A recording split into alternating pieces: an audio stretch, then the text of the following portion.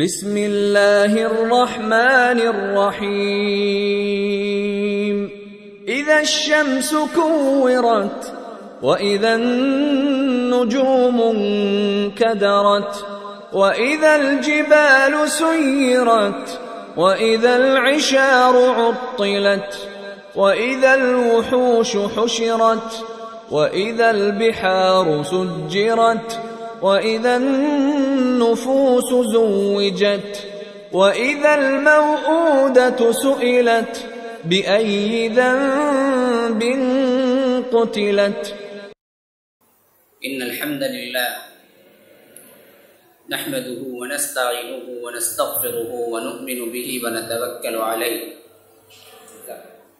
ونعوذ بالله من شرور أنفسنا ومن سيئات أعمالنا من يهده الله فلا مضل له ومن يضلل فلا هادي له وأشهد أن لا إله إلا الله وحده لا شريك له وأشهد أن محمدا عبده ورسوله أما بعد فإن خير الحديث كتاب الله وخير الهدي هدي محمد صلى الله عليه وسلم وشر الأمور محدثاتها وكل محدثة بدعة وكل بدعة ضلالة وفي رواية وكل ضلالة في النار فأعوذ بالله من الشيطان الرجيم بسم الله الرحمن الرحيم سنريهم آياتنا في الآفاق وفي أنفسهم حتى يتبين لهم أنه الحق وقال تعالى إذا الشمس كورت وإذا النجوم انكدرت وإذا الجبال سجرت وإذا العشار عطلت وإذا الوحوش حشرت وإذا البحار سجرت وإذا النفوس زوجت وإذا الموءودة سئلت بأي ذنب قتلت وإذا الصحف نشرت وإذا السماء كشطت وإذا الجحيم سعرت وإذا الجنة أزلفت علمت نفس ما أحضرت اللهم أرنا الحق حقا وارزقنا اتباعه وأرنا الباطل باطلا وارزقنا اجتنابه اللهم علمنا ما ينفعنا وانفعنا بما علمتنا وارزقنا علما رب اشرح لي صدري ويسر لي امري واحلل عقدة من لساني يفقهوا قولي برادران اسلام، واجب الاحترام بزرگوں، دوستوں اور عزیز ساتھیوں، لائق احترام ماؤں اور بہنوں، جس موضوع پر مجھے خطاب کرنا ہے، جیسا کہ ابھی وضاحت ہوئی تھی، کائنات کی سب سے بڑی حقیقت، تو اس میں دو پہلو آ گئے، ایک ہے لفظ کائنات، پھر اس کی حقیقت۔ اگر میں ایک لفظ میں تعبیر کر دوں اس سوال کا جواب کیا ہے، تو موضوع کا جو تجسس ہے وہ ختم ہو جائے۔ تو اس تجسس کو باقی رکھتے ہوئے عنوان کے پہلے حصے کی طرف آتا ہوں کہ کائنات کی سب سے بڑی حقیقت سمجھنے سے پہلے کائنات کیا ہے یہ سمجھنا ضروری ہے۔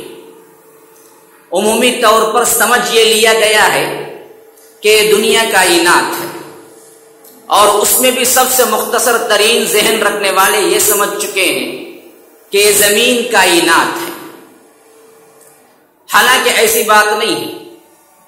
بات اگر سمجھنا ہے تو آپ یوں سمجھ سکتے ہیں کہ دنیا کا نقشہ لے لیجئے، پھر اس نقشے پہ تلاش کریں کہ ہندوستان کہاں ہے، انڈیا کا نہیں، دنیا کا نقشہ لے لیجئے، گلوب آپ کے سامنے ہو، اور اس میں آپ تلاش کریں تو ہندوستان ایک چھوٹا سا حصہ نظر آئے گا، ایک ٹکڑے کے مانند۔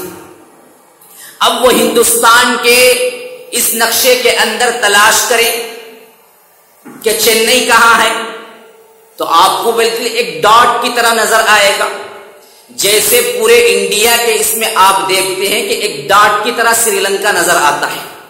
جو لوگ اس سے واقفیت رکھتے ہیں جغرافیہ سے، وہ لوگ اچھی طرح جانتے ہوں گے کہ بہت بڑی چیز کو بالکل سمٹ کر اس میں ایک ڈاٹ کی طرح بتایا جاتا ہے۔ اور انڈیا کے نقشے میں ایک ڈاٹ ہوگا چنئی، اور چنئی میں تلاش کریں کہ ٹریپلیکین کہاں ہے، رائپیٹا کہاں ہے، تو اس سے بھی چھوٹا ایک ڈاٹ ہوگا، اور ان میں کہیں آپ کا کوئی ایک محل ہوگا، اگر بہت بڑا ہی ہے تو وہ بھی ایک بہت چھوٹا ڈاٹ کی طرح ہوگا۔ جس طرح پورے گلوب کے اندر یہ چنئی اور انڈیا ایک ڈاٹ کی طرح نظر آتے ہیں، بعینہ کائنات میں زمین ایک ڈاٹ ہے بس۔ اچھی طرح سمجھ لیجیے، یہ پوری کائنات کے اندر زمین جو ہے جس پہ ہم رہتے ہیں، کل زمین، جس طرح کل زمین کے پورے نقشے پہ ایک ڈاٹ ہے انڈیا اور اس میں ایک ڈاٹ ہے چنئی، بعینہ اسی طرح کائنات کا اگر نقشہ لیا جائے، اور اس کی کوئی حد بندی نہیں ہے، ابھی ہوئی نہیں ہے، پھر بھی ایک تصور کر لیں کہ کائنات یوں بڑی ہے، تو کائنات میں ایک پوائنٹ ہے، ایک ڈاٹ ہے جو دنیا ہے، جو زمین ہے، ایک ڈاٹ ہے۔ تو اب اتنی وسیع کائنات کو آپ ناپیں گے کیسے؟ کہاں تک جائیں گے؟ کیسے سمجھیں گے؟ سائنسدان بڑے پریشان تھے اور بڑے حیران بھی تھے کہ کائنات کی وسعت کہاں سے لائیں گے اور کیسے سمجھیں گے، کیسے سمجھائیں گے۔ جنہوں نے آنکھوں سے کچھ ٹیلیسکوپ کے ذریعے دیکھ کے سمجھا، وہ لوگ حیران تھے کہ اس کو سمجھائیں گے کیسے۔ اور بعینہ یہ وہی بات ہے جو سورہ زاریات میں اللہ تبارک و تعالی نے فرمایا کہ وَالسَّمَاءَ بَنَيْنَاهَا بِأَيْدٍ وَإِنَّا لَمُوسِعُونَ، ہم آسمان کو اپنی قوت سے بنایا ہے، پوری طاقت سے بنایا ہے، وَإِنَّا لَمُوسِعُونَ، اور اس کو ہم وسعت دے رہے ہیں، یعنی ایک نہج پہ کھڑا ہوا نہیں ہے معاملہ۔ ایک چیز ہے کائنات میں انسان بناتا ہے کوئی مشن، کوئی چیز، تو وہ جیسے بناتا ہے 10 سال بعد بھی ویسے ہی ہوتی ہے، 20 سال بعد بھی ویسے ہی ہوتی ہے، نہ اس کے اندر جان ہے نہ اس کی بڑھوتری ہوتی ہے، نہ وہ بڑی ہوتی ہے نہ چھوٹی ہوتی ہے۔ 1,00,000 سال بیت جائیں وہ اپنے ہی حد پہ رہے گی جو کچھ اس نے بنایا ہے۔ لیکن اللہ تبارک و تعالی کی ہر مخلوق کے اندر زندگی ہے، اور یہ زندگی کی نشانی یوں ہے کہ اس کی ہر مخلوق وسعت پذیر ہو رہی ہے، اس کی ہر مخلوق کے اندر بڑھوتری ہو رہی ہے۔ بعینہ کائنات بھی ہم دیکھتے ہیں کہ ایک طرح جامد ہے، لیکن جامد نہیں ہے، یہ بھی اپنے آپ میں پھیل رہی ہے، بڑھ رہی ہے، بڑھ رہی ہے۔ اسی طرح وہ اپنی جو حالت ہوتی ہے کروڑوں سال میں اس کی دگنی حالت ہو جاتی ہے۔ تو سائنسدان حیران تھے کہ یہ کائنات کی حد بندی لگائیں تو کیسے لگائیں؟ تو اب پیمانے دیکھ لیجئے، میں بڑی تفصیل سے اور بڑے دھیمے طور پر آپ کو اصل کائنات کیا ہے یہ سمجھانا چاہتا ہوں، تاکہ حقیقت جب سمجھ میں آ جائے تو بن دنیا بے حقیقت ہو کے رہ جائے۔ آج ہمارے سامنے دنیا بڑی حقیقت والی ہے۔ وجہ کیا ہے؟ ہم کائنات کو نہ سمجھے اور کائنات کے خالق کو بھی نہ سمجھے۔ اتنی بڑی کائنات کے خالق کو ہم نے سمجھ لیا کہ یہ چھوٹی سی زمین میں ہم رہنے والے مخلوق جو ہے اس کا صرف خالق ہے، اور اس کو سمجھ کے ہم نے اللہ کی ناقدری شروع کر دی۔ اللہ تبارک و تعالی کہہ رہا ہے کہ میں رازق ہوں، ہم کہہ رہے ہیں کہ نہیں، ہمیں شک ہے تیرے رزق دینے پر، جب تک ہم محنت نہیں کر لیتے ہمیں اطمینان نہیں ہوگا۔ اللہ کہتا ہے کہ تمہارے کاموں کا میں کارساز ہوں، مجھے ولی بنا لو۔ ہم کہتے ہیں کہ نہیں، ہمیں اعتبار نہیں ہے، ہم دوسرے دوست بھی بنائیں گے، دوسرے کارساز بھی بنائیں گے، دوسرے ولی بھی بنائیں گے، ان سے بھی کام چلے گا۔ کوئی پیے پکڑیں گے، کوئی سیے پکڑیں گے، کسی کے پاس سر جھکائیں گے، کسی کے پاس گھٹنے جھکائیں گے، کسی کے پاس ہاتھ باندھ کے کھڑے ہوں گے۔ وجہ کیا ہے؟ جو اللہ تبارک و تعالی کی حقیقت ہے، جو اللہ تبارک و تعالی کی منزلت ہے، جو اللہ تبارک و تعالی کی تقدیس ہے، جو اللہ تبارک و تعالی کی ربوبیت ہے، جو اللہ تبارک و تعالی کی الوہیت ہے، جو اللہ تبارک و تعالی کی بلندی ہے، اس کو ہم نے سمجھا نہیں ہے، جس کو اللہ تبارک و تعالی نے تعبیر کیا ہے وما قدر اللہ حق قدرہ، انہوں نے اللہ کی قدر نہیں کی جس طرح کہ کرنی چاہیے تھی۔ وجہ کیا بنی؟ ہم نے اس خالق کو صحیح نہیں پہچانا جس کا وہ خالق ہے۔ یہ کائنات اتنی وسیع ہے، اتنی وسیع ہے، اتنی وسیع ہے. جب انہوں نے دیکھا کہ اس کی تشریح کریں گے، بتائیں گے، تو سائنسدانوں کے لیے سب سے بڑی مشکل یہ پیش آئی کہ کس پیمانے سے کریں گے. ایک ہے آپ کے پاس انچ، پھر آگے بڑھتا ہے 12 انچ کا 1 فٹ، پھر آگے بڑھتا ہے میٹر، پھر آگے بڑھتا ہے 1000 میٹر کا 1 کلومیٹر. اب یہ کلومیٹر اور میٹر یہ تو بالکل کائنات کو ناپنے جائیں گے تو بالکل بے بس نظر آتے ہیں. یہ پیمانے کلومیٹر کی کوئی حقیقت ہی نہیں ہے. اگر کائنات کو آپ کلومیٹر سے ناپنا شروع کر دیں تو انہوں نے ایک دوسرا ناپنے کا آلہ ایجاد کیا. اس آلے کا نام ہے لائٹ ڈسٹینس، لائٹ کا فاصلہ، روشنی کی رفتار. یہ کیسے کیا؟ انہوں نے ناپا کہ یہ روشنی جس تیزی کے ساتھ آگے گزر جاتی ہے، اس کو اگر ہم جانچنے کے لیے کائنات کے لیے میٹر کے طور پہ استعمال کریں گے تب ہم کامیاب ہو سکتے ہیں. تو انہوں نے اندازہ لگایا کہ 1 سیکنڈ کے اندر روشنی جس رفتار سے پاس ہوتی ہے وہ کتنا رفتار ہے؟ 1,86,000 کلومیٹر کی رفتار میں 1 سیکنڈ میں روشنی پہنچ جاتی ہے. کیسے؟ 1 سیکنڈ میں روشنی کا جو فاصلہ طے ہوتا ہے وہ 1,86,000 کلومیٹر. 1,80,000 پر 6,000 1,86,000 میٹر نہیں، کلومیٹر، میل کا فاصلہ 1 منٹ میں نہیں، 1 سیکنڈ میں. 1 سیکنڈ میں یوں چٹکی بجانے کے اندر روشنی اگر آپ یہاں ڈالیں گے، یہاں سے 1,86,000 کلومیٹر کا جو فاصلہ ہے وہاں پر 1 ہی سیکنڈ کے اندر پہنچ جائے گا. تو اب کائنات کو ناپنے کے لیے انہوں نے یہ لائٹ ڈسٹینس استعمال کیا، روشنی کی رفتار کو استعمال کیا تھا. اب آپ کو اس رفتار کا ایک کیلکولیشن میں بتاتا ہوں. ہمارے زمین سے قمر، چاند 2.5 لاکھ کلومیٹر ہے. 2.5 لاکھ کلومیٹر. کتنا؟ 2.5 لاکھ کلومیٹر.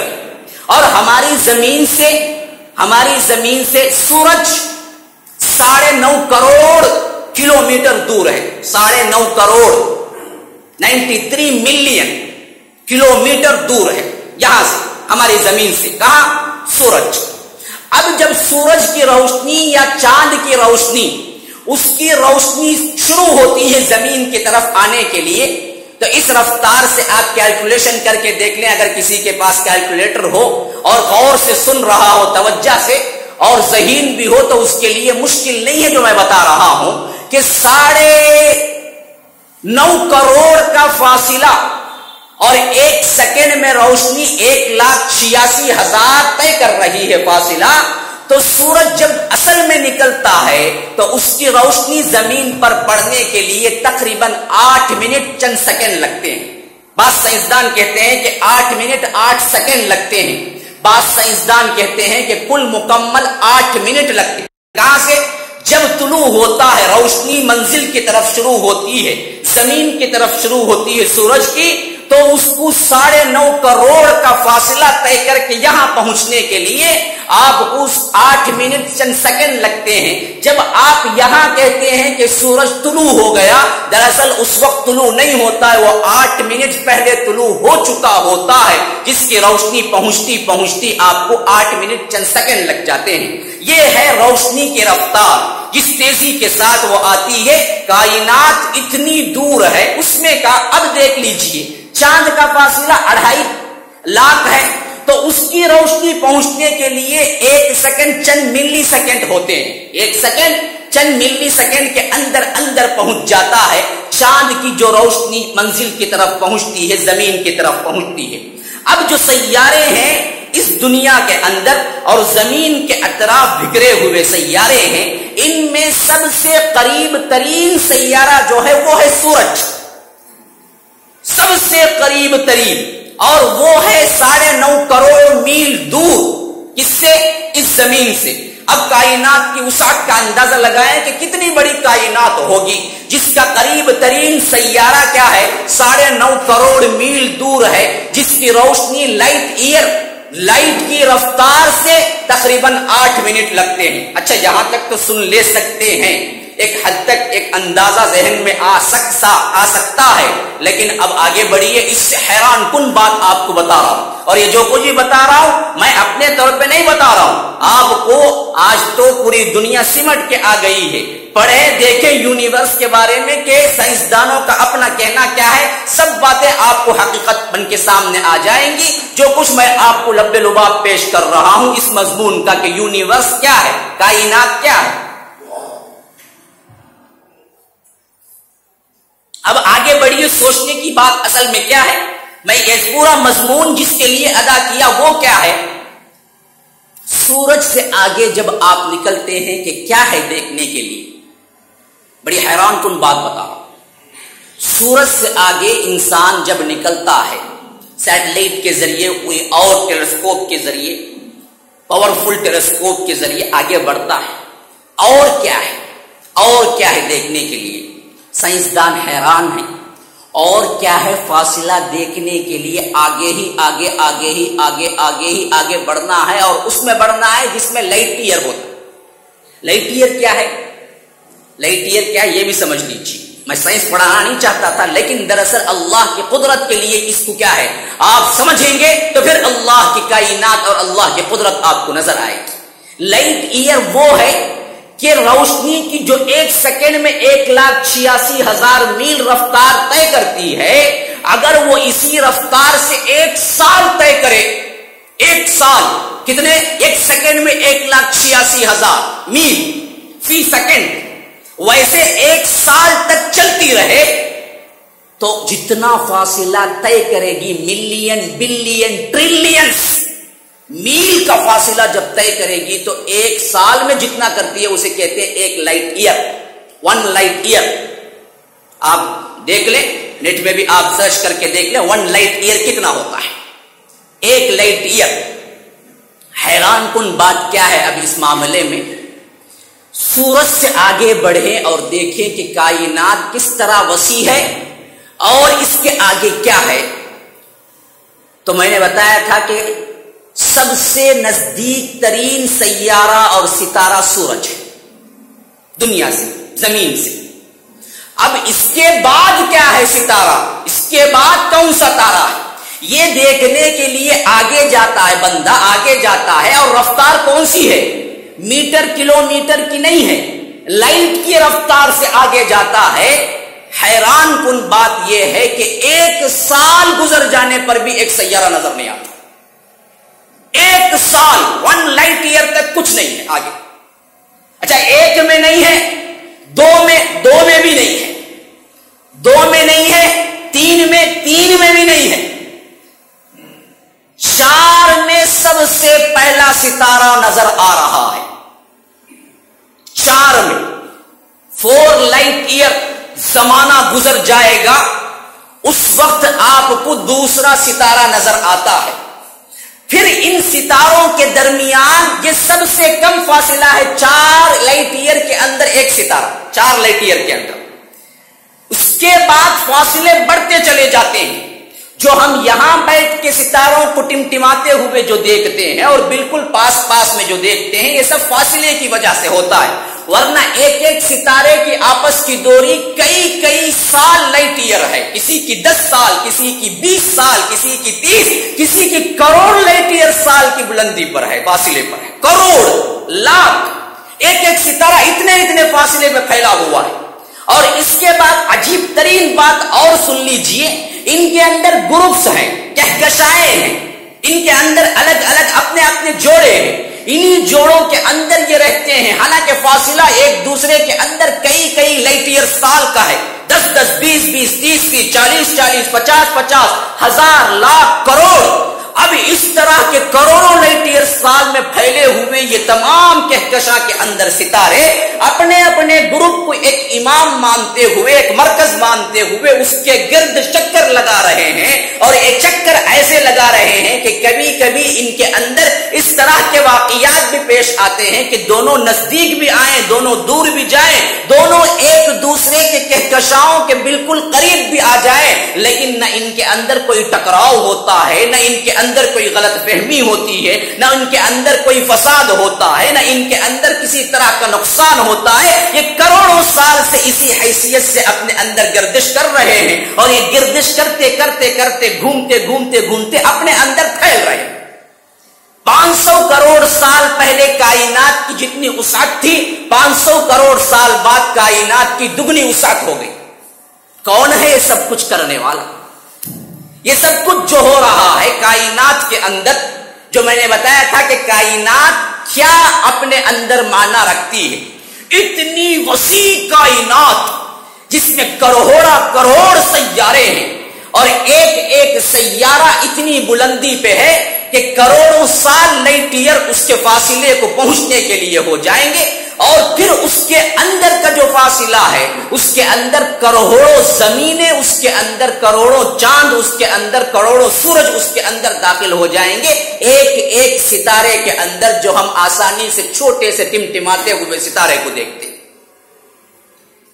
تب ہم کائنات میں زمین کے اندر کیا حیثیت رکھتے ہیں، اللہ کے آگے اس مخلوق اور انسان کی کیا حقیقت ہے، جبکہ وہ خالق کائنات، خالق دنیا نہیں، خالق زمین نہیں، خالق انسان صرف نہیں، وہ کائنات کا خالق ہے جس کی وسعت کی بے پناہیاں آپ کے لیے کوئی اندازہ قائم کرنے کے لیے بھی نہیں دیتی۔ اتنا سب کچھ سائنس اور کیلکولیشن میکس ایجاد ہونے کے باوجود بھی آج تک اندازہ نہیں کر سکتا کوئی بندہ کہ یہ کائنات کتنی وسعت کے ساتھ پھیلی ہوئی ہے۔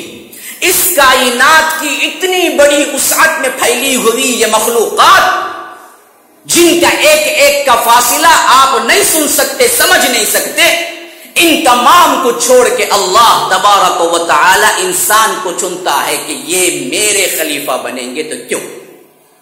ہے نا سوال بہت اہم، بہت بڑی بات ہے نا۔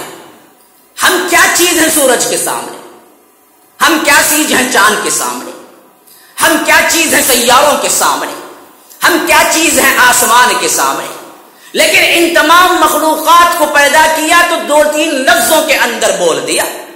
ان تمام کے لیے کوئی اور حیثیت نہیں سوائے ایک مخلوق، لیکن ہم ہی کہتا ہے کہ تم بڑے امپورٹنٹ ہو میرے لیے۔ انا عرضنا الامانۃ علی السماوات والارض والجبال فابین ان يحملنها واشفقن منها وحملها الانسان انه كان ظلوما جهولا۔ ہم نے پیش کیا تھا اس امانت کو۔ امانت کسے دیتے ہیں؟ کوئی بتائیے نا، امانت کوئی بھی کسے دیتا ہے؟ جو اس کا اپنا ہوتا ہے اسے دیتا ہے، جس پر قابل اعتماد بھروسہ ہوتا ہے اس کو دیتا ہے۔ اللہ کہتا ہے کہ میں امانت دینی چاہیے تو عرضنا الامانۃ علی السماوات، آسمانوں پر پیش کی، والارض زمین پر پیش کی، والجبال پہاڑوں پر پیش کی، فابینا سب نے انکار کر دیا، سب لینے سے ڈر گئے، واشفقنا منها وحملها الانسان، انسان نے اس کو اٹھا لیا، انه كان ظلوما جهولا، بڑا جاہل بھی ہے، بڑا ناشکرا بھی ہے، بڑا ظالم بھی ہے۔ اس کو پتہ نہیں ہے کہ اس نے کیا چیز اٹھا لیا، کیا چیز کی ذمہ داری قبول کر لی۔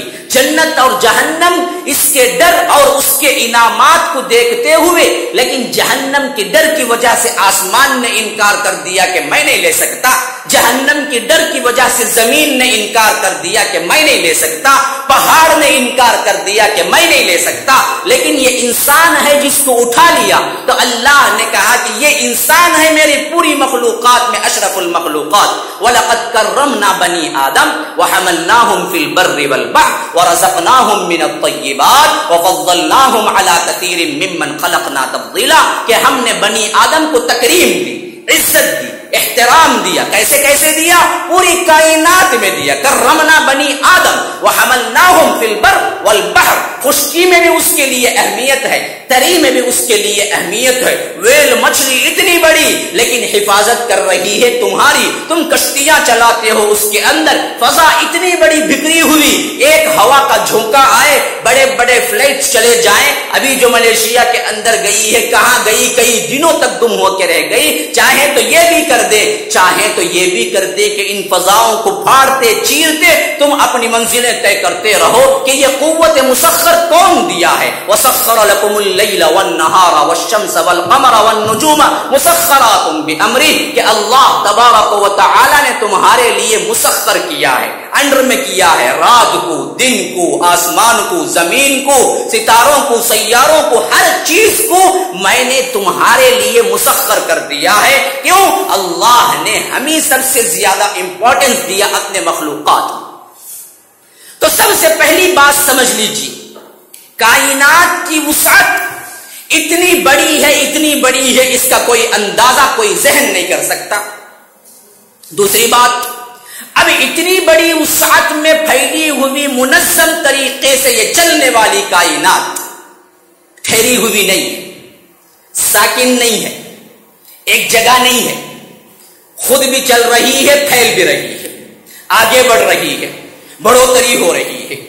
اور اس کے اندر کئی ایسی چیزیں ہیں کہ اگر ذرا برابر بھی اونچ نیچ ہو جائے, ٹکرا کے پاش پاش ہو جائے, لیکن نہیں ہوئی.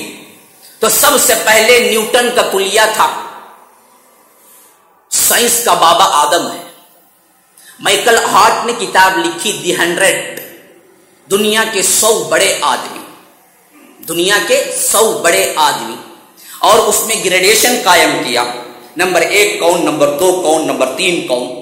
آپ کو معلوم ہونا چاہیے وہ عیسائی تھا مائیکل ہارٹ, اور اس کی کتاب تاریخ میں بہت مانی ہوئی کتاب ہے اور اس زمانے کی لکھی ہوئی ہے.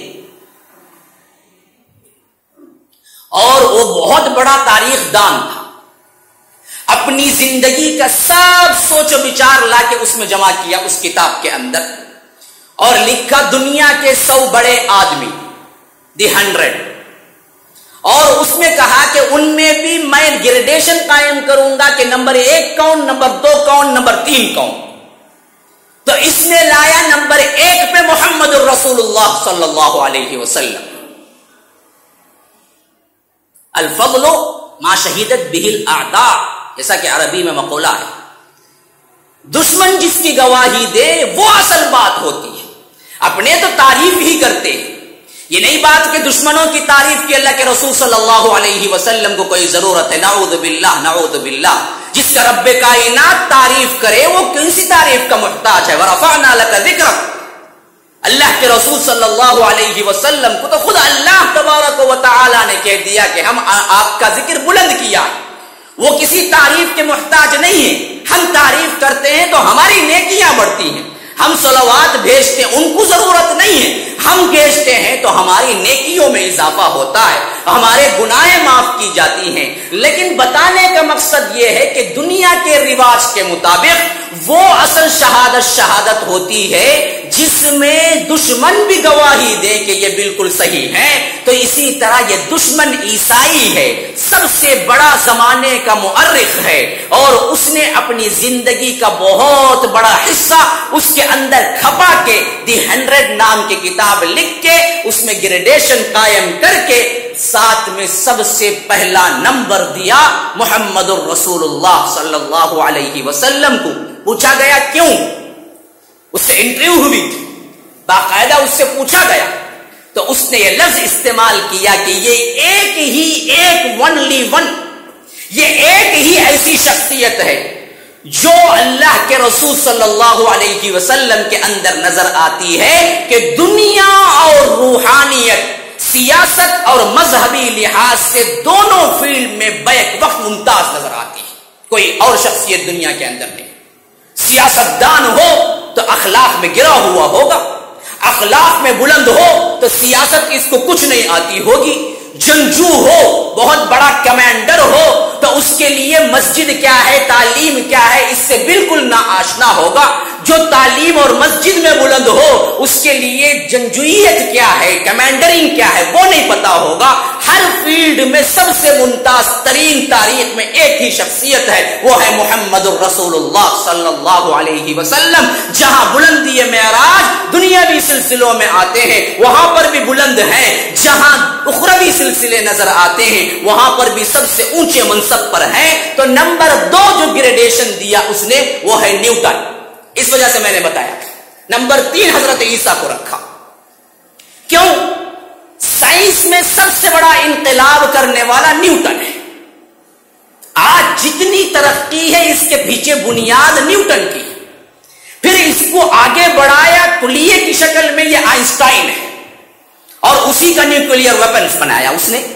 تو جب یہ نیوٹن نے قاعدہ قائم کیا تو اس وقت اس نے سب سے اہم اصول یہی بنایا تھا کہ کائنات نہ کبھی پیدا ہوئی نہ کبھی فنا ہوئی.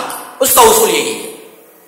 کائنات ایک ایسی ہے جو ہمیشہ سے ہے، یہی خدا ہے، یہی ہے سب کچھ، کیونکہ یہ ہمیشہ رہی ہے، ہمیشہ تھی اور ہمیشہ رہے گی، نہ پیدا ہوئی ہے نہ برباد ہوگی. لیکن جب آگے سائنس میں چلے، سائنسدان اور ترقی کیے اور تجربات کیے، انہیں بہت جلد یہ حقیقت نظر آئے گی کہ جو کچھ انہوں نے کہا، نیوٹن نے کہا، یہ بالکل غلط ہے.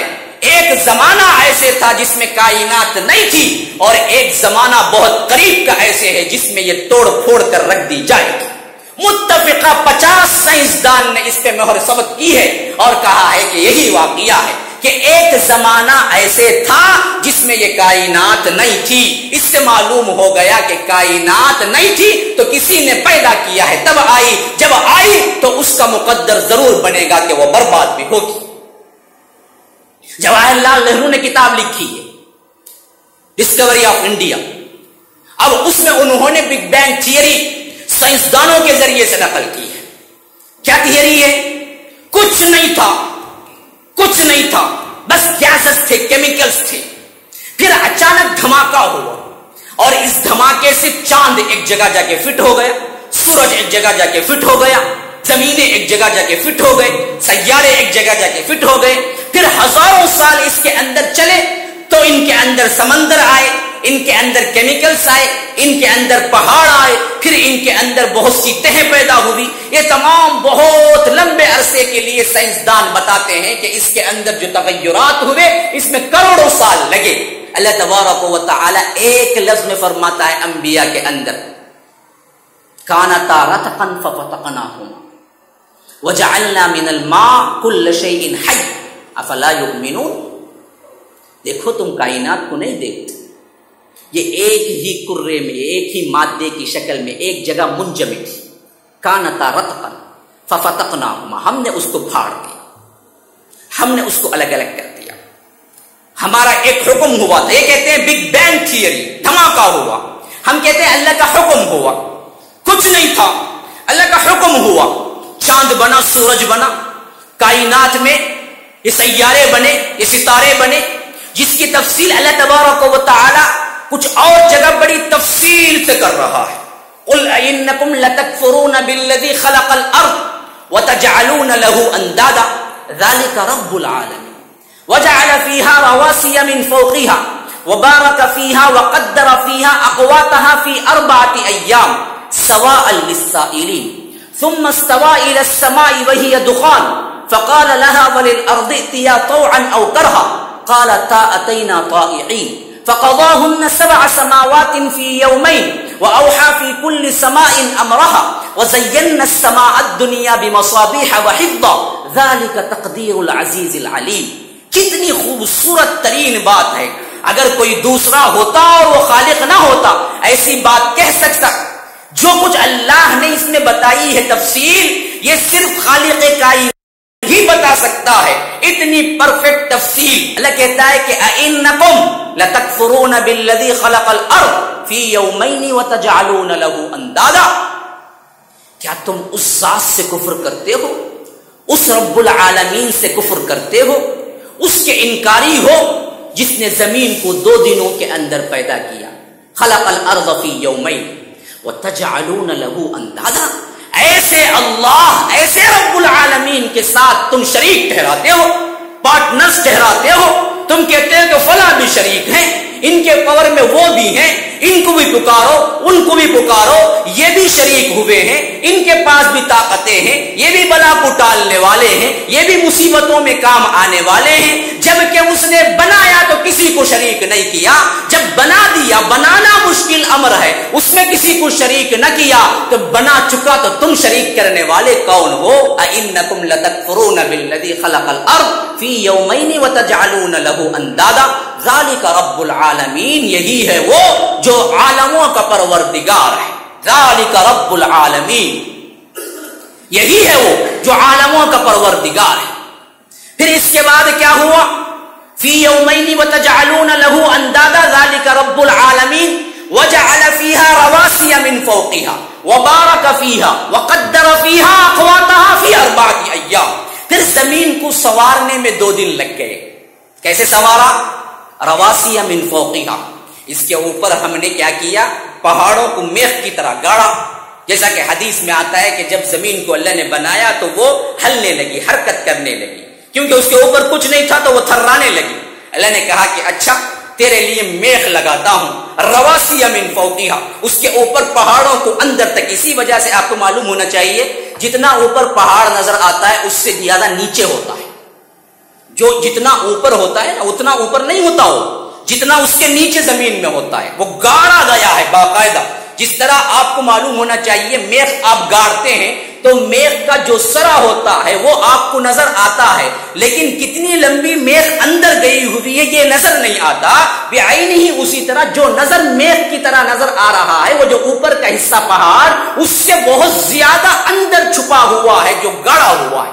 رواسی من فوقیہا وبارک فیہا وقدر فیہا اقواتہا فی 4 ایام۔ پھر اس کے اندر برکتیں، پھر انسانی لحاظ سے جو کچھ چاہیے ان کو یہ سب کچھ مقدر کر دیا زمین کے اندر۔ تمہیں چاول چاہیے کرو کام، چاول مل جائے گا، تمہیں ترکاری چاہیے ہل چلاؤ مل جائے گا، تمہیں کیا کچھ چاہیے لیکن ملے گا زمین سے، زمین ہی سے ملے گا۔ یہ سب سسٹم اس کے اندر رکھ دیا۔ اقواتہا فی 4 ایام، اس میں وہ 2 دن یہ 2 دن 4 دن لگ گئے۔ فی 4 ایام سواء للسائلین، ہر پوچھنے والوں کے لیے اس کا جواب اسی کے اندر رکھ دیا۔ کیا مطلب؟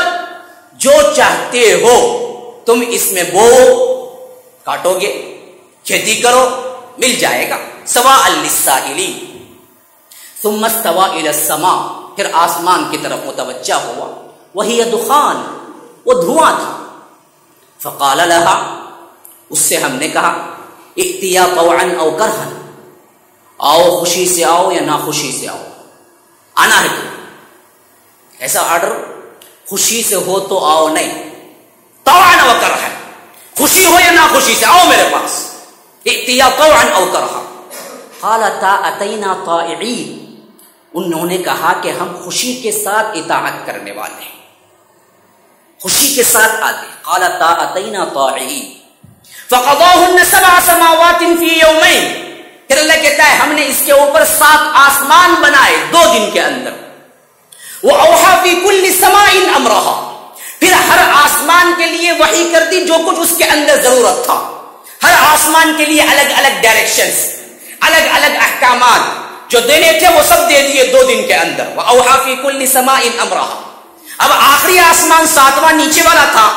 وَزَيَّنَّا السَّمَاءَ الدُّنْيَا بِمَصَابِيحَ، اللہ کہتا ہے کہ پھر ہم نے اس آسمان دنیا کو سیاروں سے مزین کر دیا۔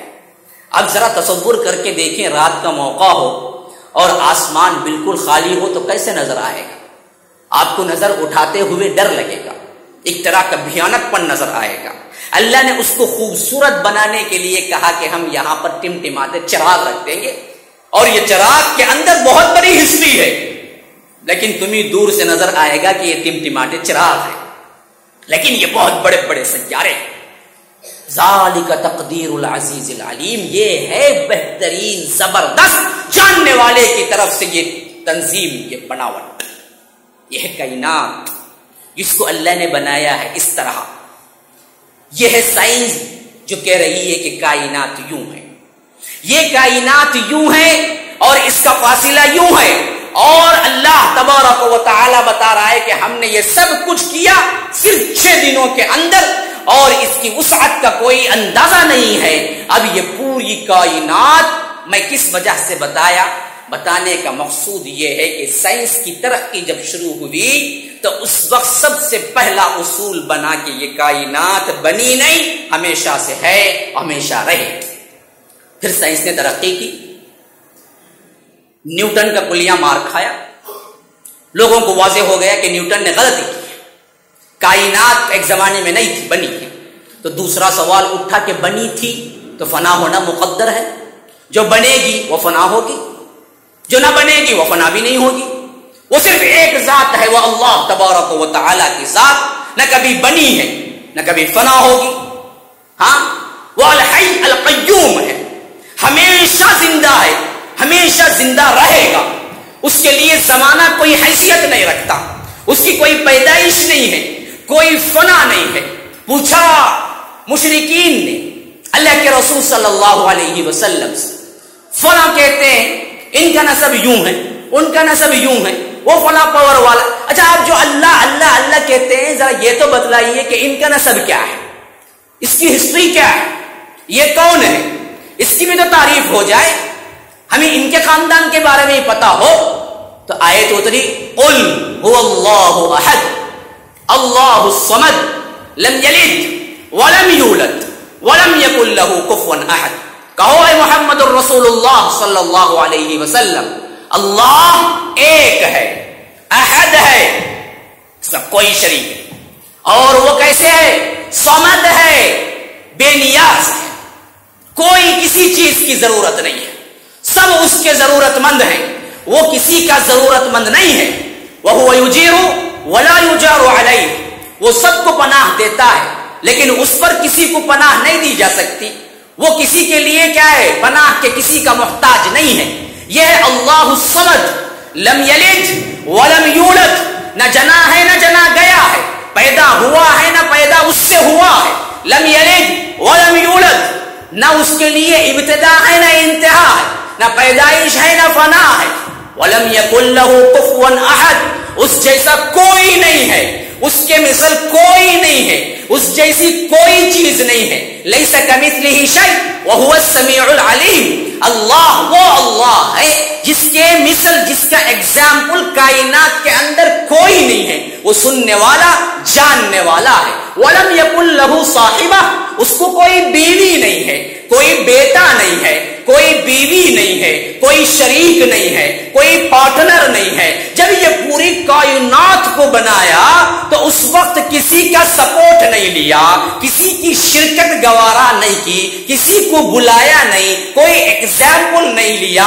شیر کو دیکھا تو بلی بنائی، بلی کو دیکھا تو شیر کو بنانے کا خیال آیا، نئے نئے نئے نئے مٹی کے ذرات کو لیا تو سمندر بنا دیا، نئے نئے سمندر کے ڈھیر لگا دیے، لیکن ایک مٹی کے ذرے کی ضرورت نہ پڑی، قطرات کو جمع کیا تو پانی بہا دیا، نئے نئے نئے نئے ایک قطرے کے بغیر سمندر بہا دیے، آگ کے ٹکڑے لایا تو پھر اس کے بعد انگار بنا دیا، نئے نئے نئے، کوئی چنگاری بھی نہیں تھی کہ بہت بڑی آگ بنا دی۔ یہ پوری کائنات بغیر مثل کے اللہ تبارک و تعالی نے پیدا کیا، اور پیدا کر کے کہا کہ ہم نے پیدا کیا فنا کرنے کے لیے۔ یہ ہے اصل بات۔ تم گھر بناتے ہو بنانے کے لیے، اللہ کہتا ہے کہ میں نے دنیا بنائی ہے فنا کرنے کی، یہ فانی ہے، ہم اس کو توڑ کے رکھیں گے، ہم اس کو پھوڑ کے رکھیں گے، ہم اس کو برباد کریں گے، یہ ہمارا اصول ہے، بنتے وقت ہی بن گیا ہے۔ اور تم مجھ سے لڑتے ہو اور کہتے ہو کہ میں بناؤں گا، میں بناؤں گا۔ اللہ کہتا ہے میں بنایا ہوں، میرا اصول ہے توڑنا، اس کو توڑنے کے لیے بنایا ہے۔ یہ سب کچھ فنا ہونا ہے، کوئی باقی رہنے والا نہیں ہے۔ کل من علیہا فان ویبقى وجہ ربک ذو الجلال والاکرام، ہر چیز فنا ہونا ہے۔ کون رہنے والا ہے؟ ایک رہنے والا ہے، وہ مقدس ہستی جو تمہارا رب العالمین ہے، جو ہم سب کا رب العالمین ہے، اسی کو حمد سزاوار، الحمدللہ رب العالمین، اسی کے لیے تعریف سزاوار، الحمدللہ الذی انزل علی عبدہ الکتاب، اسی کے لیے پاکی سزاوار سبحان الذی اسری بعبدہ لیلا من المسجد الحرام الی المسجد الاقصی الذی بارکنا حولہ لنریہ من آیاتنا، اسی کے لیے تعریفات سزاوار الحمدللہ فاطر السماوات والارض جاعل الملائکۃ رسلا اولی اجنحۃ مثنی وثلاث ورباع، یہ ہے کائنات کا خالق، یہ ہے کائنات جس کو اللہ تبارک و تعالی نے پیدا کیا۔ تو غرض اسی سائنس کے ذریعے ہم سمجھیں گے، سائنس آگے بڑھی آگے بڑھی آگے بڑھی تو ایک زمانہ آ گیا کہ یہ تمام کرے جو کچھ حرکت کر رہے ہیں ایسے پوزیشن میں ہیں کہ اگر ان کے اندر وہ جو تیر رہے ہیں ایک کشش ہے، آپ دیکھیں لوہا رکھیں، میگنیٹ رکھیں، مقناطیس ایک طرف لوہا ایک طرف، پھر اس کے بعد آپ اس کو کھینچیں تو آپ کو ان دونوں کا کوئی تعلق ان آنکھوں سے نظر نہیں آئے گا نہیں آئے گا، لیکن تعلق ہے یا نہیں؟ تعلق ہے۔ آپ یوں اٹھائیں لوہا بھی یوں اٹھ جائے گا، مقناطیس کو یوں پھرائیں لوہا بھی اسی طرف آ جائے گا۔ اس کو کیا کریں؟ جب تک کہ ان دونوں کا ایک تعلق ایک فاصلے سے ہے، جیسے آپ حرکت دیں مقناطیس کو، آپ لوہے کو حرکت کرتا ہوا دیکھیں گے تو معلوم ہوا ان دونوں کے درمیان ایک کشش ہے جو کشش ثقل ہے، یہ ہے ان کو حرکت کرنے والی چیز بعینہ ہی۔ اسی طرح کوئی ان کے اندر ربط وائر نظر نہیں آتی ہے، ہم جو کرتے ہیں ہمارے پاس وائر نظر آتی ہے، الیکٹریشن ورک اتنا ہوا ہے تو اب تو کیا ہے سیلنگ کے اندر کر دیتے ہیں کہ کچھ نظر نہیں آنا چاہیے، اور ترقی ہوئی تو سب کچھ پہلے ہی پلاننگ کر دیتے ہیں کہ صرف کیا ہے سوئچ بھی ڈالنا نہ پڑے، وہ بھی فیدر ٹچ آ گئے ہیں بہت سے 5 اسٹار ہوٹل میں۔ تو یہ تمام چیزیں ہم بھی ترقی کی اسی منزل پہ جا رہے ہیں لیکن پہنچیں گے نہیں، لیکن اللہ نے جو کچھ سسٹم کیا ہے ان کے اندر وائر کہیں نظر نہیں آتی، لیکن ان کے اندر ایک تعلق ہے۔ کیا تعلق ہے؟ کشش ثقل کا تعلق ہے، ان کے اندر ایک کشش ہے جو ایک دوسرے کو کھینچتے ہوئے وہ اپنے دائرے میں ہیں۔ اب برباد ہونے کے لیے کیا ضروری؟ بس وہ کشش ثقل کے اندر تھوڑا سا فرق آ جائے، کمی ہو جائے، آپس میں ایک دوسرے سے ٹکرانے لگے اور برباد ہو کے رہ جائے۔ اور یہ برباد ہونا ضروری ہے سائنسدانوں کے مطابق، کیوں؟ ہر کوئی ایک دوسرے کو کھینچ رہا ہے اور ان کی انرجی جو ہے وہ ختم ہو رہی ہے۔ جب یہ انرجی ختم ہوگی، کروڑوں ٹن انرجی ایک دن میں سورج ہمیں دے رہا ہے، اور جو دے رہا ہے وہ نہیں لے رہا ہے تو اس کے اندر سے انرجی کم ہو رہی ہے۔ جب جو لے رہے ہیں ان کی انرجی کم ہوگی تو جو دور ہے وہ نزدیک آ جائیں گے۔ تو ایک زمانہ ایسے ہوگا کہ یہ زمین جو 9.5 کروڑ میل دور ہے اچانک بالکل قریب چلے جائے گی، یہ تھوڑا سا قریب جائے گی تو جل کے راکھ ہو جائے گی۔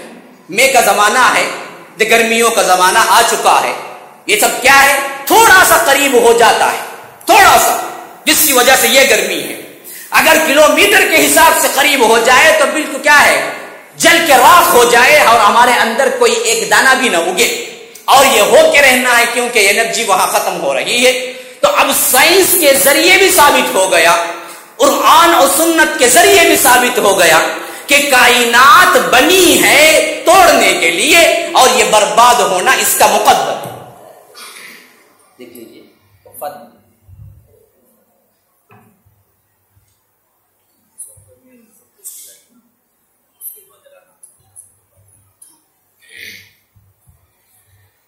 تو اب دو باتیں، ایک سائنس اور ایک مذہب۔ مجھے سائنس لے کے ساتھ ساتھ چلنا یوں پڑا کہ آج بڑی سائنس کی ذہنیت ہے اور بات بہت جلد سمجھ میں آتی ہے کیونکہ ہم نے زمانے سے اس کا تعلق ہے۔ تو دونوں حیثیتوں سے برباد ہونا مقدر بن گیا۔ تو اب آئیے سب سے بڑی حقیقت کیا ہے؟ سب سے بڑی حقیقت یہی ہے کہ یہ دنیا کی بربادی ہے، قیامت کا قیام ہے جس کو ہم بھولے ہوئے ہیں۔ کائنات کی سب سے بڑی حقیقت قیامت، جس کو ہم بھول چکے ہیں اور سمجھتے ہیں کہ یہ کروڑا کروڑ سال سے ہمارے پاس ہے اور ایسے ہی رہے گی۔ حالانکہ سب سے بڑی حقیقت کیا ہے؟ یہ بنی ہی اول دن سے توڑ دینے کے لیے، اور اس کو ٹوٹنا ہے۔ ایک زمانہ ایک عرصے تک لوگوں کا خیال تھا یہ ٹوٹے گی نہیں، یہ پھوٹے گی نہیں، یہ دائمی ہے، لیکن آج اللہ کے فضل و کرم سے علم کی ترقی ہوئی، سائنس کی ترقی ہوئی، لوگ آگے بڑھے، تو خواہ وہ مذہب سے تعلق رکھتے ہوں یا نہ رکھتے ہوں، لیکن فیصلہ ان کا ایک ہو چکا ہے کہ ان کے نزدیک بھی یہ ٹوٹنا ہے، جبکہ ہمارا عقیدہ ہی اسی سے بنتا ہے کہ یہ ٹوٹنا ہے۔ جی ہاں، اب یہ ٹوٹنا ہے، یہ برباد ہونا ہے، اور حقیقت وہ برباد ہونے کا نام ہے قیامت۔ تو یہ قیامت کیا ہے؟ اس حقیقت کی طرف ہم کو کیا کرنا ہے، اور اس حقیقت کی طرف رہنمائی کرتے ہوئے اللہ نے ہمیں کیا بتایا؟ قرآن کے مضمون قیامت کے متعلق، اذا الشمس كورت واذا النجوم انكدرت واذا الجبال سيرت واذا العشار عطلت واذا الوحوش حشرت واذا البحار سجرت واذا النفوس زوجت واذا الموءودة سئلت بأي ذنب قتلت واذا الصحف نشرت واذا السماء كشطت واذا الجحيم سعرت واذا الجنة أزلفت علمت نفس ما احضرت۔ اللہ تبارک و تعالی سورہ تکویر میں مکمل 10 آیات ہیں، جس میں ایک نقشہ کھینچا ہے، یہ دنیا کی بربادی اور قیامت کا قیام کیسے ہوگا اور ہوتے وقت کیا حالت ہوگی۔ اذا الشمس كورت، وہ جو سورج ہے، آپ دیکھتے ہیں روزانہ کتنے کروڑوں ٹن انرجی بہا ہے کائنات کو، آپ کو اس کا کوئی اندازہ نہیں ہے، اور اس کی گرمی و تپش کتنے ٹن پہ کتنے ہے، یہ بھی کوئی اندازہ نہیں ہے۔ لیکن یاد رکھ لیجئے، ایک دن آئے گا اور آنا مقدر ہو چکا ہے، جب اس کی تمام روشنی لپیٹ دی جائے گی۔ تکویر کہتے ہیں عمامے کو باندھنے کو۔ تکویر جو عمامے کا جو لمبا کا کپڑا ہوتا ہے نا، وہ کپڑا جب سر پہ باندھتے ہیں اس کے راؤنڈ کر کے اطراف میں، اسے کہتے ہیں کور یکور تکویر، اسی سے نکلا ہے سورۃ التکویر، اور اسی سے یہ چیز ہے کہ اذا الشمس کورت، جب سورج لپیٹ دیا جائے گا، یعنی روشنی ختم، جتنی پھیلی ہے کائنات کے اندر 9.5 کروڑ میل دور سے جو کچھ دے رہا ہے کروڑوں سال سے زمین کے لیے روشنی، وہ ختم ہو جائے گی، ختم ہو کے لپیٹ دی جائے گی اسی کے گرد۔ اذا الشمس كورت واذا النجوم انكدرت، اور جو ستارے ہیں کروڑوں سال سے انرجی لے رہے ہیں، دے رہے ہیں، اور کروڑوں سال سے بالکل مسلسل ٹمٹما رہے ہیں، اور یہ جو ٹمٹما رہے ہیں یہ دراصل ہمیں نیچے ایک زون ہے، اس زون پر سے گزرنے کی وجہ سے روشنی ٹمٹماتے ہوئے نظر آتے ہیں، ورنہ ٹمٹماتے ہوئے نہیں ہے، وہ بالکل بڑے روشن ہے۔ جب ایک زون ہے، ایک پردہ ہے، وہاں سے گزر کے زمین پہ پہنچتی ہے روشنی، تو آپ کو ایسے نظر آتا ہے کہ وہ ٹمٹما رہے ہیں، اور اتنے دور ہیں کہ بہت سے ستارے وہ ہیں جن کی روشنی ابھی تک کائنات کے پیدا ہو کر کروڑوں سال ہو چکے ہیں، سائنسدانوں کے قول کے مطابق ابھی تک روشنی آتی دنیا میں نہیں پہنچی، اہل زمین نہیں دیکھ سکتے۔ بعض ستارے ایسے سیارے بہت ہیں، ان کی دوری اتنی ہے کہ ابھی تک ان کی روشنی نہیں پہنچی ہے، جبکہ وہ روشنی کی رفتار سے پیش آ رہے ہیں، لیکن نہیں پہنچی ہے۔ تو ایسے بڑے بڑے جو ستارے ہیں اور روشن ہیں، ان کی حالت کیا ہو رہی ہے؟ وَإِذَا النُّجُومُ انْكَدَرَتْ، بے نور ہو جائیں یہ۔ انکدرا کہتے ہیں گدلا ہو جانے کو، پانی جو گدلا ہو جاتا ہے، میل کچیل والا ہو جاتا ہے، اسے کہتے ہیں وَإِذَا النُّجُومُ انْكَدَرَتْ، ستارے بے نور ہو جائیں گے۔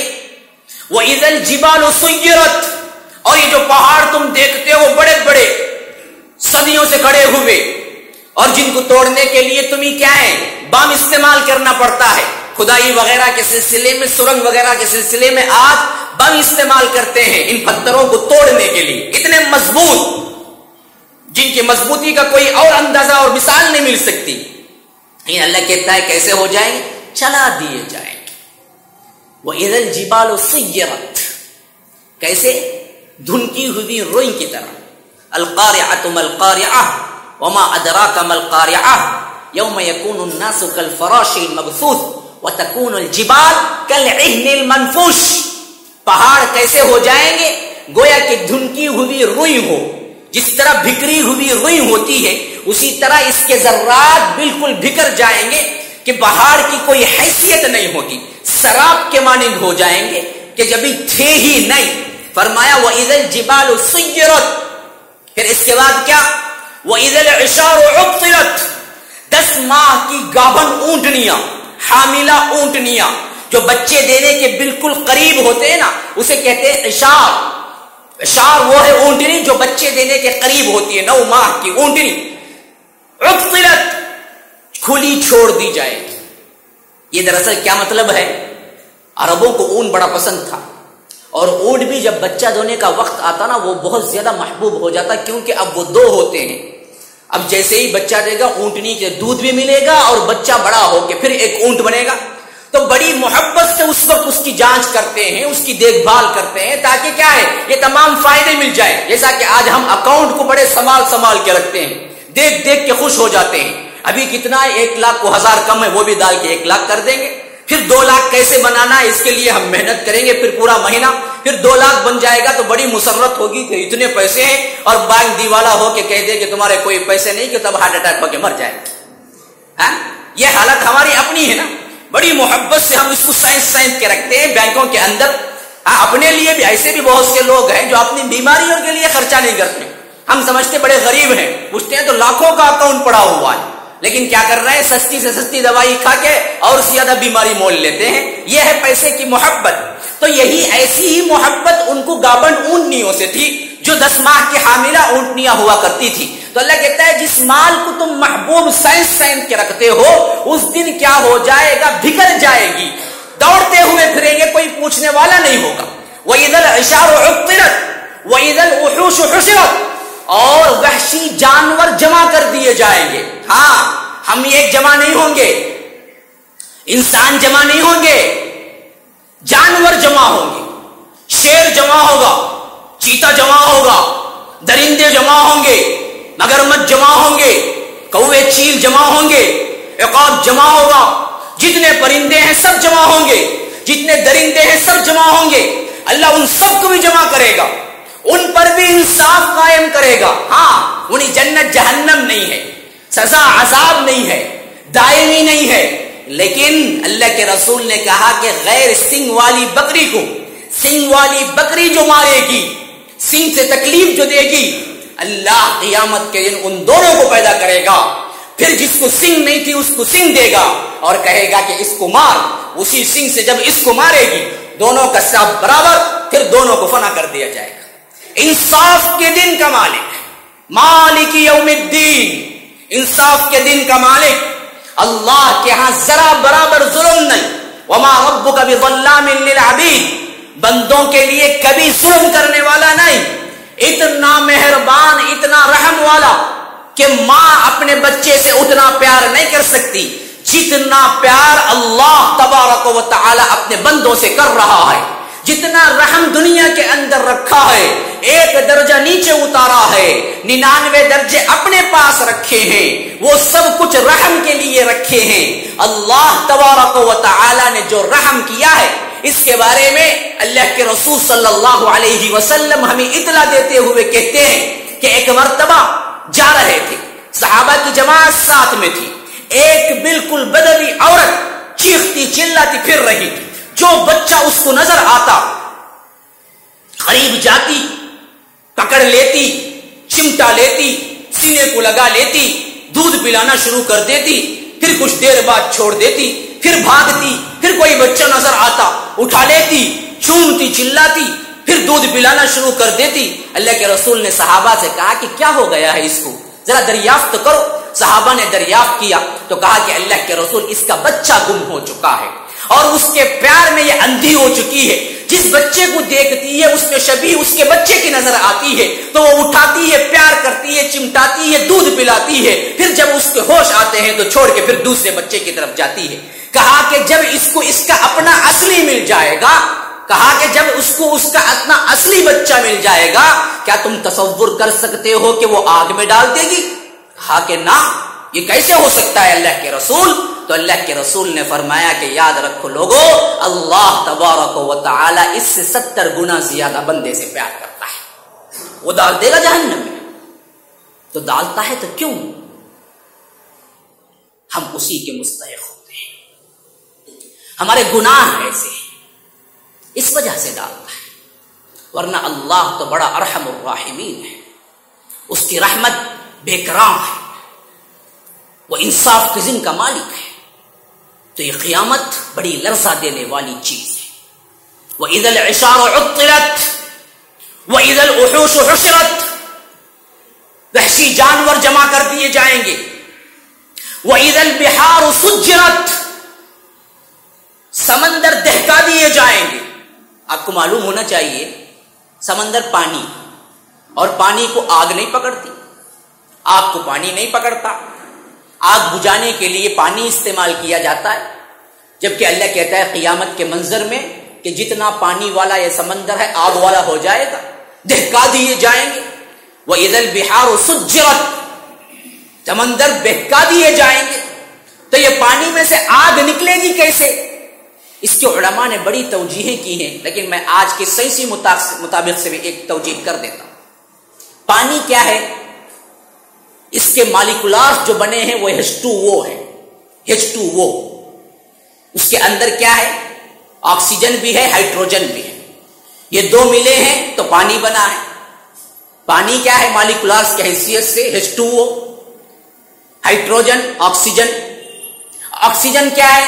ہوا پانی لینے کے لیے، سانس لینے کے لیے ہمارے استعمال ہوتا ہے۔ ہائیڈروجن کیا ہے؟ جلانے کے لیے۔ اللہ کو کوئی بڑی بات نہیں ہے کہ جن دو مالیکولار کو ملا کے پانی بنایا ہے ان دو کو الگ کر دے تو ہوا بن جائے گی، الگ سے سمندر میں آگ لگ جائے گی۔ وہ تو ہے ہائیڈروجن جلانے والا، ہیلیم اور ہائیڈروجن دو گیسز ایسے ہیں جو جلانے کے لیے استعمال ہوتی۔ لیکن دوسری توجیہ بھی سن لیجئے کہ یہ سمندر کے اندر لاوا ہے، اصل میں پہاڑوں کے اندر آتش فشانی لاوا ہوتا ہے، اور یہی لاوا جب ابل پڑتا ہے تو وہ بڑے بڑے جاپان کے اندر جو کچھ آتے ہیں زلزلے، آتش فشاں، آگ کے زلزلے، وہ اسی وجہ سے آتے ہیں کہ وہ لاوا پھٹ جاتا ہے۔ اور جو سونامی آئی تھی یہاں پر بھی اسی کا ایک منظر تھا کہ جو پانی تھا وہ پانی اوپر آ گیا۔ جب کئی ٹن ہزار پانی اوپر آئے گا تو آج بھی اندر سمندر کے اندر بہت سا لاوا ہے جو بڑی تپش والا ہے۔ جب سورج یہ پانی کو کھینچ لے گا تو اندر کا جو لاوا ہوگا وہ شکل بن جائے گی اس کی دہکتی ہوئی انگار کی۔ اور اللہ تبارک و تعالی اسی کا نقشہ اس آیت میں کھینچا ہے قیامت کے منظر میں کہ وَإِذَا الْبِحَارُ سُجِّرَتْ وَإِذَا الْوُحُوشُ حُشِرَتْ وَإِذَا الْبِحَارُ سُجِّرَتْ وَإِذَا النُّفُوسُ سُوِّجَتْ، پھر تمہارے جسموں اور جانوں کو ملا دیا جائے گا۔ وہ وقت ہوگا اصل وقت۔ ایک انسان کا مرحلہ وہ ہے جہاں روح ہوتا ہے، دنیا میں آتا ہے تو روح جسم ہوتا ہے، پھر قبر میں جاتا ہے تو روح الگ جسم الگ فنا ہو جاتا ہے، پھر چوتھا مرحلہ وہ ہے جہاں پر پھر روح اور جسم مل جاتے ہیں۔ یہ اس وقت ہوگا جب یہ ہو رہا ہوگا زمین کے اندر۔ کیا ہو رہا ہوگا؟ یہاں آسمان پھٹ رہا ہوگا، ستارے بے نور ہو چکے ہوں گے، سورج کو لپیٹ دیا گیا ہوگا، سمندر دہکا دیے جائیں گے اور زمین ابل پڑے گی، انسانوں کو لے کے پھینک دے گی، اور جو اجسام مٹی میں مل کے فنا ہو چکے ہیں وہ بن کے کھڑے ہو جائیں گے، روحیں اوپر سے علیین یا سجین سے آ کے اس میں مل جائیں گی۔ وَإِذَا النُّفُوسُ زُوِّجَتْ وَإِذَا الْمَوْءُودَةُ سُئِلَتْ، پھر اس سے پوچھا جائے گا جو زندہ گاڑ دی گئی ہے، اس بچی سے پوچھا جائے گا جو زندہ گاڑ دی گئی ہے۔ ہاں، اللہ انصاف پسند ہے، انصاف کے دن کا مالک ہے۔ اللہ نے یہ نہیں کہا جو زندہ گاڑا ہے اس سے پوچھوں گا، کیوں؟ اتنا ذلیل ہے وہ بندہ، اتنا ذلیل ہے وہ بندہ، اتنا ذلیل ہے وہ بندہ جو لڑکی کے ہونے کی خاطر اٹھا کے اس کو دفنایا ہے۔ آج دفنانے کی شکل نہیں ہے لیکن حمل گرانے کی شکل ہے۔ جدید سائنس ترقی کر کے گناہ کی نئی ترقی ہو چکی ہے۔ ہم اس کو دفنانا نہیں کہتے، گرانا کہتے ہیں۔ گرانے کے لیے ہزاروں بہانے، ہزاروں ڈاکٹر ہیں۔ وجہ کیا بنی؟ 4 ہو چکے بھائی، 5واں بھی یہی ہوگا، اس وجہ سے گرا دیا۔ اس کیا اٹھایا معلوم ہوا، گرا دیا۔ 4 بچیوں کو پالنا اس زمانے میں کیا جو شیر لانا ہے، ہم کیسے پالیں گے؟ ارے اللہ کے لیے سوچو، تم کب پالنے والے ہو؟ تم کب سے بن گئے پالنے والے؟ تمہیں کس نے پالا تھا؟ کیا تم آتے وقت سوچ کے آئے تھے؟ اگر تمہارے والد اس وقت سوچتے کہ یہ بچی ہوتی تو تم دنیا میں آتے، تمہارا حمل گر جاتا تو تم بنتے؟ یہ کیسے اللہ تبارک و تعالیٰ کے اوپر نا اعتباری ہے کہ ہمیں پالنا مشکل ہو جائے گا، بچی کو جہیز دینا مشکل ہو جائے گا، پروان چڑھانا مشکل ہو جائے گا۔ آج یہ گناہ ترقی کر چکا ہے، شکل بدلی ہے لیکن گناہ گیا نہیں ہے۔ ہم سمجھتے ہیں آج بچی کو کون دفنائے گا، کون اتنا سنگ دل ہوگا، یہ اس زمانے میں عرب جاہلیت میں کیا کرتے تھے۔ نہیں، اللہ نے اس آیت کو قیامت تک کے لیے رکھ کے تنبیہ کر دیا ہر اس شکل کو جو ترقی کر کے یہ لوگ بہانہ بازی کر رہے ہیں۔ اللہ دلوں کا حال جانتا ہے، نیتوں کا حال جانتا ہے، اس کو کام کر کے ہی دکھلانا نہیں ہے۔ تمہارے نیتوں کو اللہ تبارک و تعالی جانتا ہے، تمہارے وسوسوں کو اللہ تبارک و تعالی جانتا ہے۔ یعلم خائنۃ الاعین وما تخفی الصدور، تمہارے آنکھوں کی چوری کو بھی جانتا ہے، تمہارے دل کے بھیدوں کو بھی جانتا ہے۔ تو کس طرح اللہ تبارک و تعالی سے بچو گے جب تم اللہ تبارک و تعالی کے عطا کردہ فضل و نعمت کو صرف اس وجہ سے گرا دو کہ تمہارے اندر، تمہارے اولاد میں، تمہاری ذریت میں، تمہارے خاندان میں ایک بچی کا اضافہ ہونے والا ہے۔ کل اسی حمل گرانے کی پاداش میں اللہ اس حمل کو بنا دے بچی اور کہے کہ کیوں تو زندہ گاڑ دی گئی، تو سوال کیا ہے؟ جواب کے لیے تیار ہے؟ وَإِذَا الْمَوْءُودَةُ سُئِلَتْ، اسی لیے فرمایا کہ زندہ گاڑی ہوئی بچی سے میں پوچھوں گا کہ کس گناہ کی پاداش میں، بِأَيِّ ذَنبٍ قُتِلَتْ، کس گناہ کی پاداش میں تو دفنائی گئی ہے۔ اس سے نہیں پوچھوں گا جو دفنایا ہے، کیوں؟ وہ اتنا برا ہے کہ اس سے میں بات کرنا نہیں چاہتا۔ اس سے نہیں پوچھوں گا جو دفنایا ہے، کیونکہ وہ اتنا برا ہے، اس سے میں بات کرنا نہیں چاہتا۔ یہ اللہ کے غضب کا انداز۔ بِأَيِّ ذَنبٍ قُتِلَتْ، کس گناہ کی پاداش میں تو دفنائی گئی ہے۔ وَإِذَا الْمَوْءُودَةُ سُئِلَتْ بِأَيِّ ذَنبٍ قُتِلَتْ وَإِذَا الصُّحُفُ نُشِرَتْ وَإِذَا السَّمَاءُ كُشِطَتْ وَإِذَا الْجَحِيمُ سُعِّرَتْ، پھر تمہارے اعمال نامے کھول دیے جائیں گے۔ صحیفہ کی جمع ہے صحف۔ وَإِذَا الصُّحُفُ نُشِرَتْ، کھول دیے جائیں گے۔ نشر، کھولنا، پھیلانا۔ نشر الاسلام، ہمارے نام کے اندر بھی یہی نشر ہے، مرکز السلام لنشر الاسلام، سلامتی کا مرکز جو پھیلانے کے لیے اسلام کو رکھا گیا ہے۔ وَإِذَا الصُّحُفُ نُشِرَتْ، کھولا جائے گا، کھول دیا جائے گا تمہارے نامہ اعمال کو۔ کیسے کھولا جائے گا؟ ایک بات نہیں چھوڑی جائے گی۔ لا يغادر صغيرة ولا كبيرة إلا أحصاها ووجدوا ما عملوا حاضرا ولا يظلم ربك أحدا۔ اللہ کہتا ہے اس دن کیسے ہوگا؟ سامنے ووضع الكتاب فترى المجرمين مشفقين مما فيه ويقولون يا ويلتنا ما لهذا الكتاب لا يغادر صغيرة ولا كبيرة إلا أحصاها ووجدوا ما عملوا حاضرا ولا يظلم ربك أحدا۔ جب کتاب رکھی جائے گی تمہارے نامہ اعمال، اور اس وقت مجرمین ڈر رہے ہوں گے، کانپ رہے ہوں گے۔ کیوں؟ اس کے اندر نہ کوئی چھوٹی چیز چھوڑی گئی ہوگی، نہ کوئی بڑی چیز۔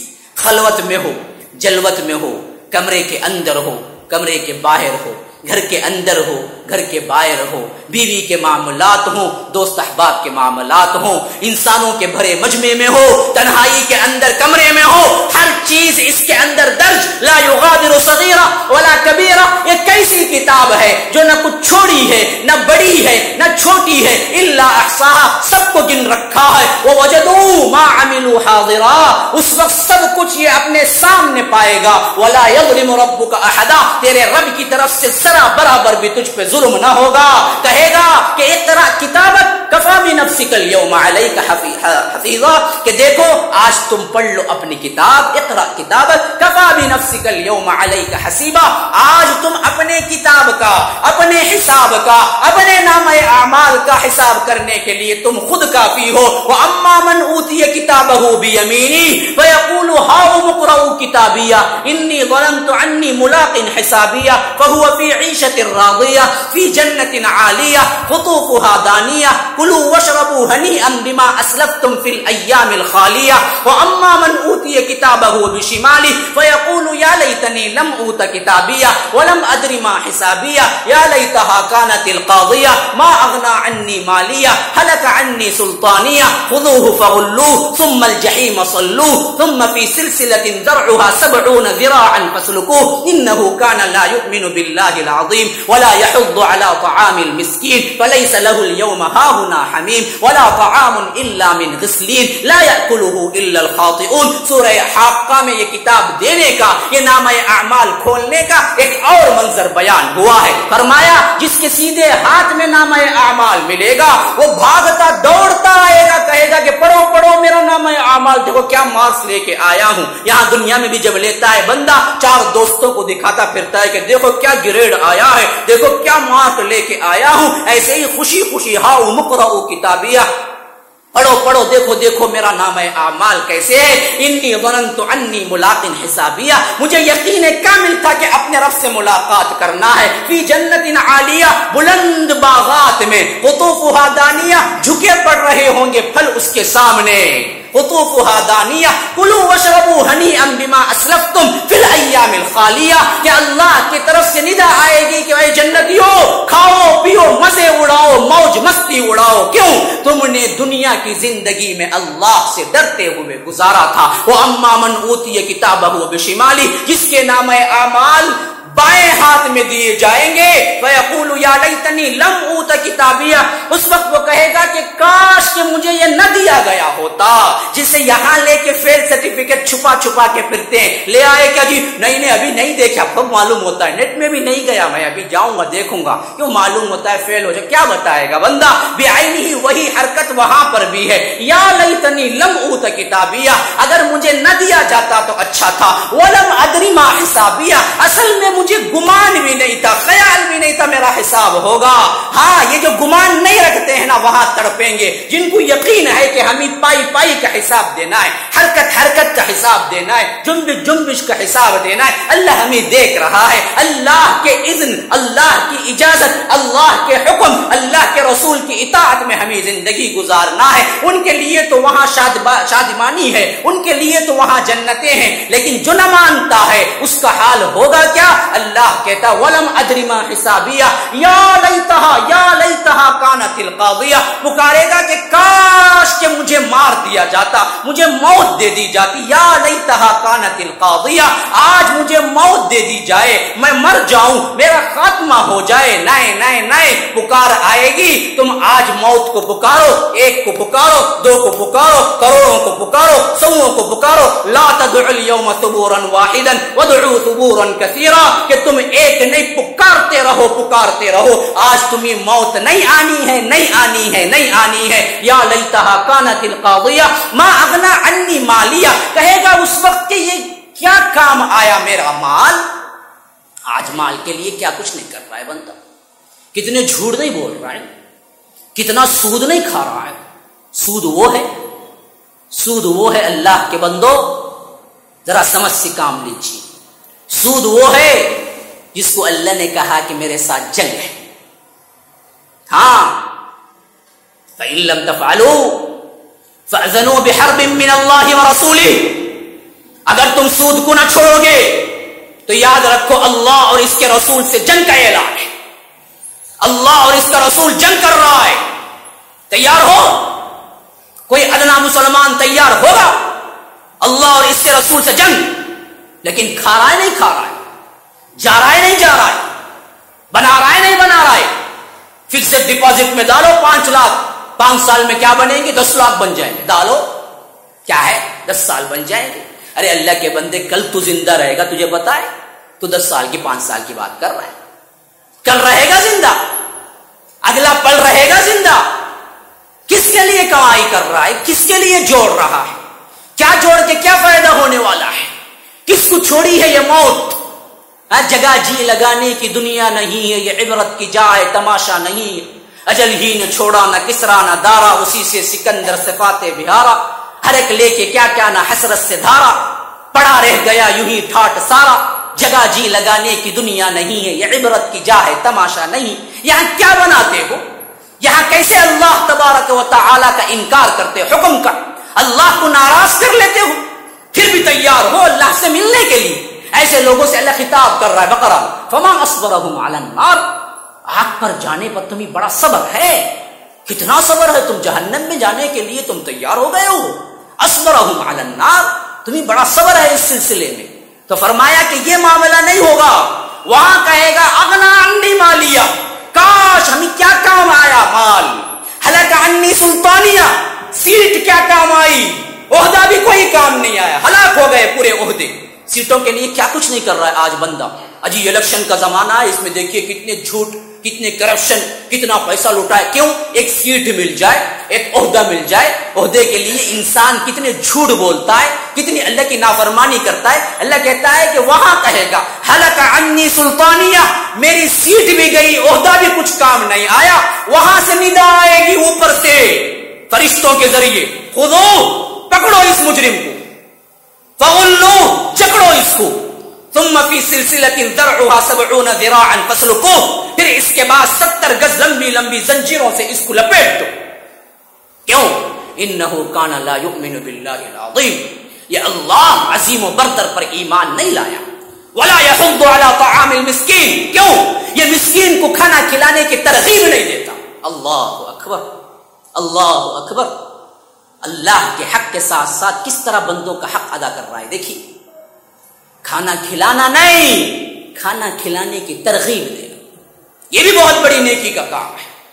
آج ایسے بخیل پیدا ہو چکے، دیتے تو کچھ نہیں، دینے والے پر بھی راضی نہیں ہوتے. کی جی دیتے انہیں ویسا جی منگلے منگلے ہو جاتا، تمہیں دے لے بولے تو کیا جی تمہیں. ارے بھائی تمہیں کیوں دکھتا بھائی، وہ دینے والا دے رہا ہے، تمہارا پیسہ دے رہا ہے، تمہیں کیا پریشانی ہو رہی ہے.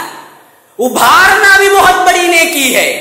ولا یحض علی طعام المسکین، ہاں مسکین کو کھانا کھلانے کی ترغیب نہیں دیتا. تمہارا پیسہ کچھ نہیں جاتا، ترغیب دو کم از کم. چند لوگوں سے کہو آگے بڑھ کے آؤ امداد کے لیے. لوگوں کی امداد کل قیامت میں پوچھی جائے گی باقاعدہ. ولا یحض علی طعام المسکین فلیس لہ اليوم ہاہنا حمیم، آج اس کے لیے کوئی گرم دوست نہیں ہے. یہاں مل جائیں گے آپ کو پکچر جانے کے لیے بہت سے دوست. تو آ رہے ہیں کیا بھی نہیں، میں ٹکٹ لے کو دیتا ہوں، تیرے پاس نہیں ہے تو کیا ہے، میں دے دوں تجھے، میں بلا لے تجھے. وہاں بولیں گے نہیں، وہاں کوئی دوست نہیں ہوگا تمہارا. ولا يحض على طعام المسكين فليس له اليوم هاهنا حميم ولا طعام الا من غسلين، وہاں کھانا ہے تمہارے لیے کیا کیا پیپ اور خون سے نکلا ہوا جہنمیوں کا تلجھٹ تیار ہو پینے کے لیے. غسلین اسی کو کہتے ہیں، تلجھٹ، پیپ، جہنمیوں کا خون پسینہ جو نکلتا ہے. لا یأکلہ الا الخاطئون، اس کو وہی کھاتے ہیں جو گناہگار ہیں، ان کا کھانا ہے. یہ ہے وَإِذَا الصُّحُفُ نُشِرَتْ، صحیفے کھول دیے جائیں گے. یہ قیامت کا ایک منظر ہے. وَإِذَا السَّمَاءُ كُشِطَتْ، آسمان کی کھال کھینچ دی جائے گی. ہاں، کشطت کا معنی ہے کھینچ دینا، کھال کھینچنا. وَإِذَا السَّمَاءُ كُشِطَتْ وَإِذَا الْجَحِيمُ سُعِّرَتْ، اور جہنم بھڑکا دی جائے گی. پہلے ہی بھڑک رہی ہے، اتنی بھڑک رہی ہے، اتنی بھڑک رہی ہے، اس کا اندازہ نہیں ہو سکتا. جیسا کہ حدیث میں آیا ہے کہ اللہ تبارک و تعالیٰ نے 1000 سال آگ کو جلایا تو وہ بالکل سرخ ہو گئی، پھر 1000 سال جلایا تو بالکل سیاہ ہو گئی، اور اب جو جہنم کی آگ ہے وہ سرخ نہیں ہے، سیاہ ہے. 2000 سال پہلے ہی جل چکی ہے، اتنی بھڑکی ہوئی ہے. اور ایسے ایسے وہاں پر حصے ہیں کہ ایک حصہ دوسرے حصے سے 70 مرتبہ پناہ مانگتا ہے، اتنے گرم ہے. لیکن ہونے کے باوجود بھی پھر اس کے بعد نئے سرے سے بھڑکائی جائے گی اس دن. وَإِذَا الْجَحِيمُ سُعِّرَتْ وَإِذَا الْجَنَّةُ أُزْلِفَتْ، پھر جنت ہے ہی پہلے سے ظاہر. اللہ کہتا ہے نہیں، ابھی ہمیں کیا ہے، جنتیوں کو مطمئن کرنا ہے. قریب کر دی جائے گی، سامنے کر دیا جائے گا، سامنے لا کے رکھ دیا جائے گا. یہ ایک تکویر کے 10 آیات کا خلاصہ ہے جو میں نے دیا ہے، ایک منظر جو اللہ تبارک و تعالی قیامت کے سلسلے میں بیان کر رہا ہے. اسی کی متصل صورت انفطار، فرمایا اذا السماء انفطرت، آسمان پھٹ جائے گا. واذا الكواكب انتثرت، تارے بکھر جائے گی. واذا القبور بعثرت، اور قبر کھول دی جائے گی. وَإِذَا الْبِحَارُ فُجِّرَتْ، سمندر ابل پڑے گی. وہاں کہا کہ بھڑکا دیے جائیں گے، یہاں کہہ رہا ہے کہ ابل پڑے گی. پانی ابلے گا تو اندر سے بھڑکے گا. یہ ایک منظر ہے جو اللہ تبارک و تعالی پیش کر رہا ہے. سورہ انشقاق میں پیش کر رہا ہے اذا السماء انشقت، آسمان پھٹ جائے گا. اذا السماء انشقت وأذنت لربها وحقت وإذا الأرض مدت وألقت ما فيها وتخلت وأذنت لربها وحقت. فرمایا کہ آسمان پھٹ جائے گا. اذا السماء انشقت، پھر اس کے بعد کیا ہے کہ اس کو چاہیے بھی وہی جو میں حکم دیا. وَأَذِنَتْ لِرَبِّهَا وَحُقَّتْ، حق بھی یہی ہے کہ وہ اپنے رب کے حکم پہ کان لگا دے گی. وَإِذَا الْأَرْضُ مُدَّتْ، زمین کو ہم کھینچ دیں گے.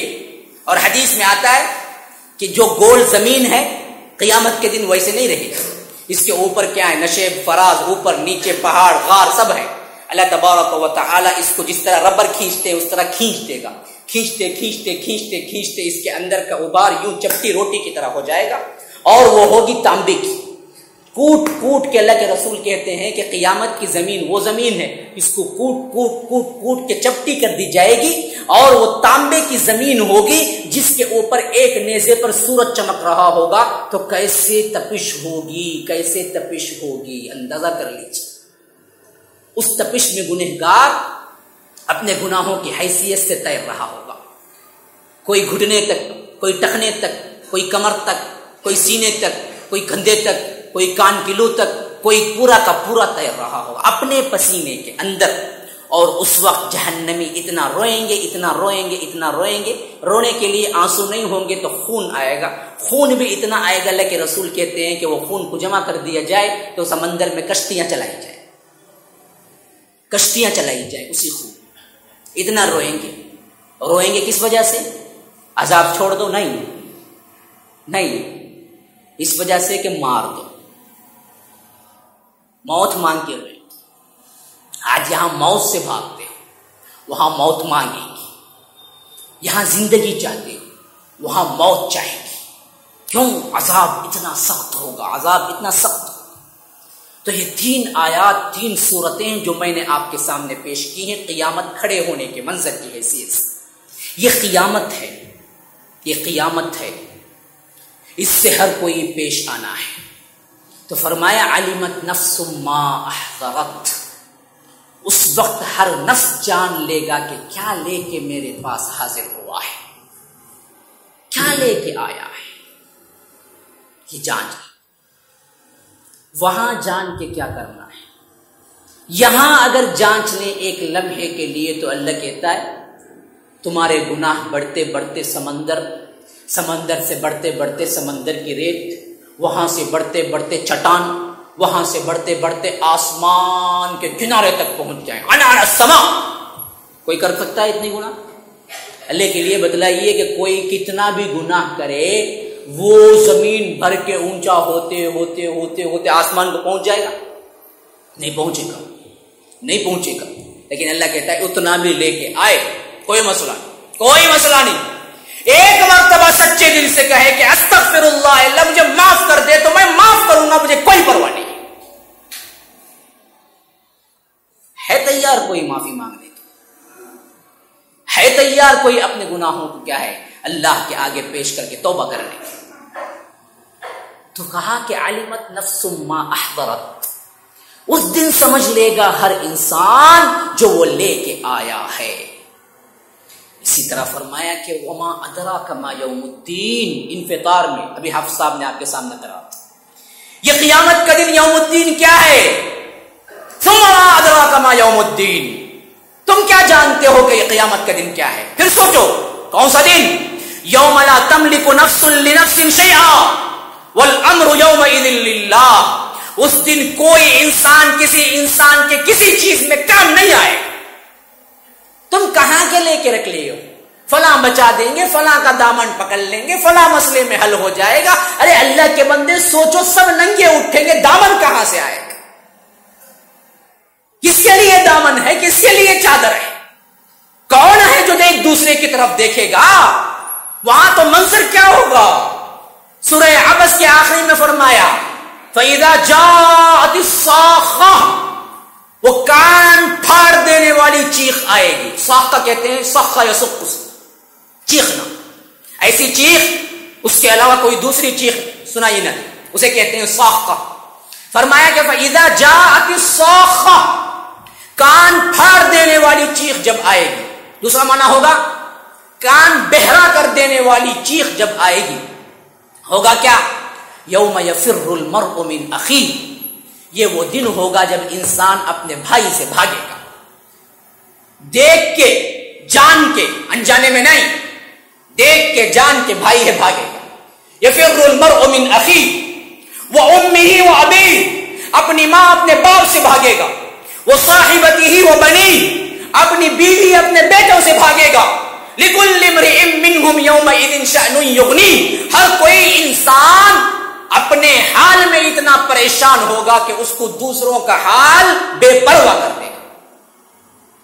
یہ حیثیت ہے اور یہ آنی ہے، ہر ایک پہ اترنا ہے، ہر ایک اس سے گزرنا ہے. آج ہم سمجھتے ہیں کہ بس چند کام کر لیے، چند رسومات ادا کر لیے، دنیا میں منہمک رہے، اپنی منمانی زندگی گزارتے رہے، سمجھتے ہیں کہ قیامت آئی تو کیا ہے، ہمارے لیے فلاں ہے، ہم تو امت مرحومہ ہیں، ہم تو امت مسلمہ ہیں، ہمیں اللہ کے رسول صلی اللہ علیہ وسلم کافی ہیں، ہمیں شافی ہیں. ہاں 100% ہیں، لیکن اللہ کے لیے سوچئے، کیا یہ شافی ہونا، کافی ہونا اصحاب رسول اللہ کو معلوم نہیں تھا؟ ہم کو زیادہ معلوم ہے. جب ان کو معلوم تھا، ہونے کے باوجود بھی انہوں نے بدر میں شامل ہوئے، احد میں شامل ہوئے، خندق میں شامل ہوئے، اپنے سر کٹائے، اپنی زندگیاں قربان کی، پھر بھی ڈرتے رہے ڈرتے رہے ڈرتے رہے کہ کہیں اللہ کا عذاب ہمیں نہ آئے، ہمیں نہ آلے. جیسا کہ حضرت عمر کے بارے میں آتا ہے، اللہ کی قسم، اللہ کی قسم، اللہ کی قسم، وہ کہہ رہے ہیں اگر عمر سے حشر کے میدان میں یہ کہہ دیا جائے کہ عمر جاؤ، تیری نیکیاں اور تیری برائیاں دونوں برابر، نہ تجھے جنت نہ تجھے جہنم، یہ کہہ کے چھوڑ دیا جائے تو عمر کامیاب ہو گئے. اتنا ڈر رہے، اتنا ڈر رہے. کہتے ہیں عمر اگر ندا آئے قیامت کے دن سب جنت میں، ایک ہے بندہ جو جہنم میں، تو اس وقت بھی میں ڈر رہا ہوں گا کہیں وہ میں نہ ہو جاؤں، کہیں وہ میں نہ ہو جاؤں. یہ کیفیت کن کی ہے؟ جو بدری ہے. یہ کیفیت کن کی ہے؟ جن کے لیے اللہ کے رسول نے کہا ہے کہ یہ وہ ہیں جس گلی سے جاتے ہیں اس گلی سے شیطان نہیں گزرتا، شیطان ڈرتا ہے. عمر کے سامنے عمر بن الخطاب رضی اللہ عنہ، جب ان کا ایمان تھا اللہ کے رسول شافی ہیں، ان کا ایمان تھا شافی محشر محمد الرسول اللہ صلی اللہ علیہ وسلم ہیں، پھر بھی ان کے اعمال یوں درست تھے، تو آج ہم اس عقیدے کو لے کے اپنی منمانی کرنا کون سی چیز جائز ہو گئی؟ کہاں سے جائز ہو گئی؟ یاد رکھ لیجئے، اصحاب رسول اللہ بہترین نمونہ ہے. وہ کیسے ڈر رہے ہیں؟ آخری وقت ہے حضرت عمر کا. ابن عمر کو کہتے ہیں کیسی حالت میں ہے. حالت کیا ہے؟ یہ ابو لولو فیروز یہ ہے وہ بدبخت ترین شخص جس نے حضرت عمر پہ 5 مرتبہ قاتلانہ حملہ کیا ایک ہی وقت میں. خنجر یوں گھوپا اور آخری میں جو گھوپا اس طرح یہاں گھوپا تو یہاں سے چیرتا ہوا پورا پیٹ نکل گیا تھا. خون کے فوارے جو اڑ رہے تھے، گر پڑے تھے. ایسی حالت میں مسجد نبوی میں فجر کی نماز میں تڑپ رہے ہیں. عبد الرحمن ابن عوف آگے بڑھتے ہیں، نماز پڑھاتے ہیں، پوری نماز تڑپتے رہے ہیں. پھر اس کے بعد نماز ختم کرتے ہیں، پھر حضرت عمر کو اٹھاتے ہیں، بستر پہ لے جاتے ہیں، وہاں کپڑا باندھتے ہیں، خون کو روکنے کی کوشش کرتے ہیں. خون رکتا نہیں ہے، دودھ پلایا جاتا ہے، زبان سے پیتے ہیں، منہ سے پیتے ہیں، دودھ پیٹ کے ذریعے نکل جاتا ہے. یعنی معاملہ اس حد تک پہنچ جاتا ہے خطرناکی کا. ایسے وقت میں ان کے بیٹے ابن عمر آتے ہیں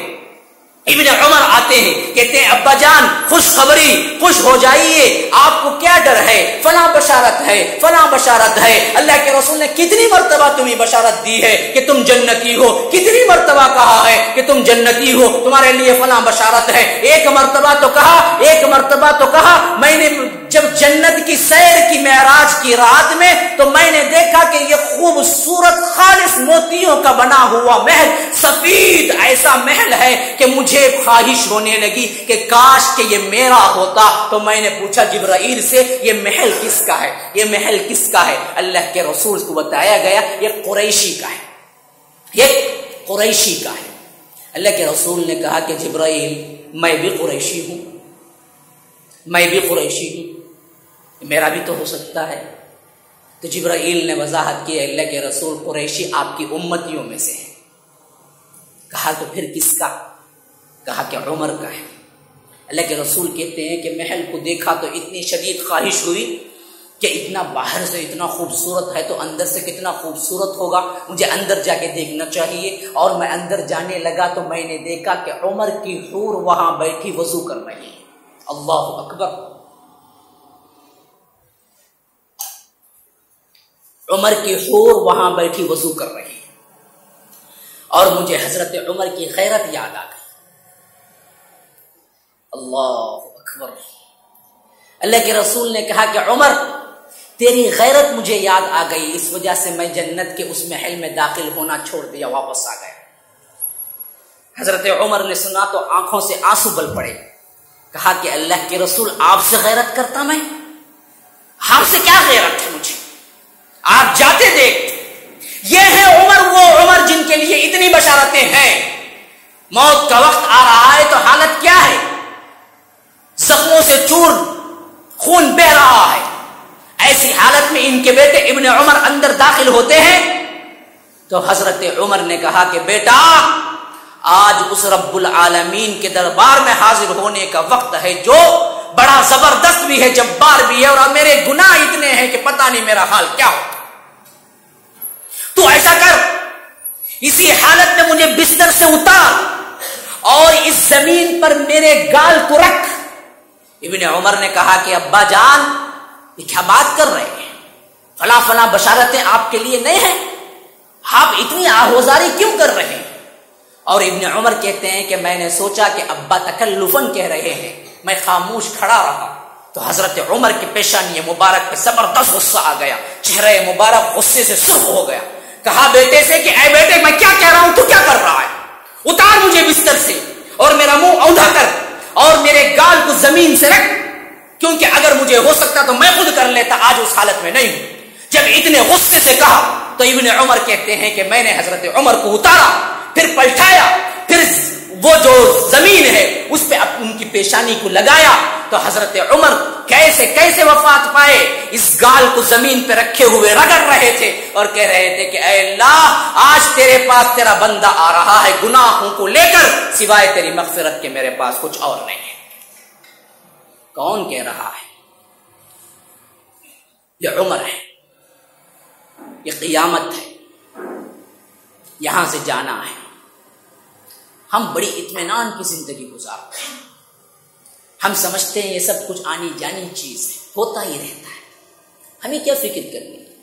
ہماری روٹین کی زندگی ہے، صبح اٹھے کام نکلے، ناشتہ کیا، دوپہر آئے کھانا کھائے، ٹی وی دیکھا، ہنسی مذاق ہوا، سیر تفریح کو نکلے، شام آئے رات گزار دی ٹی وی کے اندر۔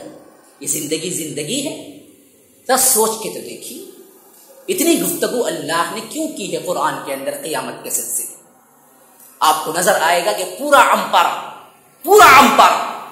کس کے اوپر مبنی ہے؟ اسی آخرت پر ہے، اسی کی ہولناکی عما یتساءلون، کس چیز کے بارے میں یہ گفتگو کر رہے ہیں، سوال جواب کر رہے ہیں؟ عن النبأ العظیم، اس بڑی خبر کے بارے میں۔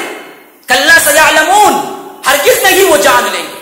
ثم کلا سیعلمون، ہرگز نہیں یہ عن قریب جان لیں گے۔ کیا؟ یہ قیامت جب کھڑی ہوگی، آخری سورت کا اینڈ کیسے ہو رہا ہے؟ یا لیتنی کنت ترابا، اس وقت کافر کہے گا، ویقول الکافر یا لیتنی کنت ترابا، کہ کاش کہ میں مٹی ہوتا، کاش کہ میں مٹی ہوتا، کاش کہ میں مٹی ہوتا۔ وہاں پکارے گا، ہولناکی اتنی ہے۔ اسی لیے فرمایا اسی سورت کے اندر جو میں 3 سورتیں تلاوت کیا، یا ایھا الانسان ما غرک بربک الکریم، اے انسان کتنا پیار ہے، دیکھیے اس میں اللہ تبارک و تعالی کے خطاب۔ یا ایھا الذین آمنوا نہیں کہا، یا ایھا الناس بھی نہیں کہا، فردن فردن انسان سے خطاب کیا ہے، جس کے اندر عورت بھی ہے مرد بھی۔ یا ایھا الانسان، اے انسان، ما غرک بربک الکریم، کون سی چیز ہے جو تیرے رب کریم سے تجھ کو دھوکے میں ڈال دی؟ تیرا رب کریم منتظر ہے تیرا، تجھے چاہتا ہے، تجھ پر رحم کرتا ہے، تجھے پیدا کیا، تجھے کھلاتا ہے، تجھے پلاتا ہے، تجھے عیش و آرام دیتا ہے، تجھے جنت تیار کیا ہے، تیرے لیے باغات تیار کیے ہیں، صرف ایک بات چاہتا ہے تیرے سے، کیا؟ تو میری مان۔ بس کتنا پیار ہے اس آیت کے اندر بقرہ میں۔ وَإِذَا سَأَلَكَ عِبَادِي، جب بھی پڑھتا ہوں نا یقین مانی آنکھوں سے آنسو رواں ہو جاتے، کتنا پیار ہے دیکھیے اس آیت میں۔ فرمایا وَإِذَا سَأَلَكَ عِبَادِي أَنِّي فَإِنِّي قَرِيبٌ أُجِيبُ دَعْوَةَ الدَّاعِ إِذَا دَعَانِي فَلْيَسْتَجِيبُوا لِي وَلْيُؤْمِنُوا بِي لَعَلَّهُمْ يَرْشُدُونَ۔ اے اللہ کے رسول صلی اللہ علیہ وسلم، آپ سے میرے بندے پوچھتے ہیں میرے بارے میں۔ سألک عبادی، آپ سے پوچھتے ہیں، کون پوچھتے ہیں؟ عبادی، میرے بندے پوچھتے ہیں، انی، میرے بارے میں، کہ وہ کہاں ہے، میرا اللہ کہاں ہے، میرا رب کہاں ہے، میں کہاں جاؤں، کون سا در کھلا ہوا ہے، کسی درگاہ کو مت جاؤ، کسی دروازے پہ مت جاؤ، کسی سی ایم کے پاس مت جاؤ، کسی پی ایم کے پاس حاجتیں لے کے مت جاؤ، کسی کو مل جاؤ ماوا مت سمجھو، کسی دوست کو حامی و مددگار مت سمجھو، جو مصیبت آئی ہے میرے در پہ آؤ، میرا در وہ در ہے جو 24 آورز کھلا ہوتا ہے، دنیا کا کوئی در ایسا نہیں ہے جو کبھی ہمیشہ کھلا ہوتا ہے۔ تو اللہ کہتا ہے کہ میرے بندے جب میرے بارے میں آپ سے پوچھتے ہیں کہ میں کہاں ہوں، تو جواب کیا دو؟ اے اللہ کے رسول، اے حبیب، اے محمد الرسول اللہ صلی اللہ علیہ وسلم، آپ ان سے کہہ دیں، میری طرف سے کہہ دیں، فإنی قریب، میں بڑا قریب ہوں تمہارے، دور نہیں ہوں۔ ارے دور ہوتے ہو تو جاؤ نا، دور نہیں ہے تو جاتے کیوں ہو چھوڑ کے اس کو؟ اتنا قریب ہے، وَنَحْنُ أَقْرَبُ إِلَيْهِ مِنْ حَبْلِ الْوَرِيدِ، قاف میں فرمایا اتنا قریب ہے، تمہارے رگ جان سے بھی زیادہ قریب ہے، تمہارے جان سے زیادہ قریب تمہارا اللہ ہے۔ تم لے کے ٹٹے کہیں اور پہنچ جاتے ہو اللہ کو ڈھونڈنے، وہاں کیوں جاتے؟ تمہارے ساتھ تمہارے قریب ہے اللہ، صرف قریب ہے کہہ کے چھوڑ دیا نہیں، یہ لے جا کے سنانے والوں کو سنانے کے لیے کہہ دیا کہ میرے بندو کہیں مت جاؤ، میں قریب ہی نہیں ہوں، تمہاری جو بات ہے اس کو سنتا بھی ہوں، جواب بھی دیتا ہوں۔ اجیبو، اپنا ترجمہ نہیں، دنیا کا کوئی جو مانتا ہے اسی کا ترجمہ لے لیں، آپ قرآن کا آیت نوٹ کر لیں، جائیں پھر ترجمہ اٹھا کے دیکھیں، اجابہ یجیبو کا کیا ہے معنی؟ اجیبو دعوت الداعی، پکارنے والا جب مجھے پکارتا ہے تو میں جواب دیتا ہوں۔ اجیب دعوت الداعی اذا دعانی، جب پکارنے والا مجھے پکارتا ہے تو میں اس کو جواب دیتا ہوں، لیکن کنڈیشن کیا ہے؟ جواب کب دوں گا میں؟ دو کنڈیشن ہے، فَلْيَسْتَجِيبُوا لِي وَلْيُؤْمِنُوا بِي، تمہاری میں مانوں گا لیکن تم بھی میری ماننا، وہی استجابہ استجابہ، وہی امر غائب کا صیغہ، فَلْيَسْتَجِيبُوا، ان کو بھی چاہیے کہ وہ میری مانے،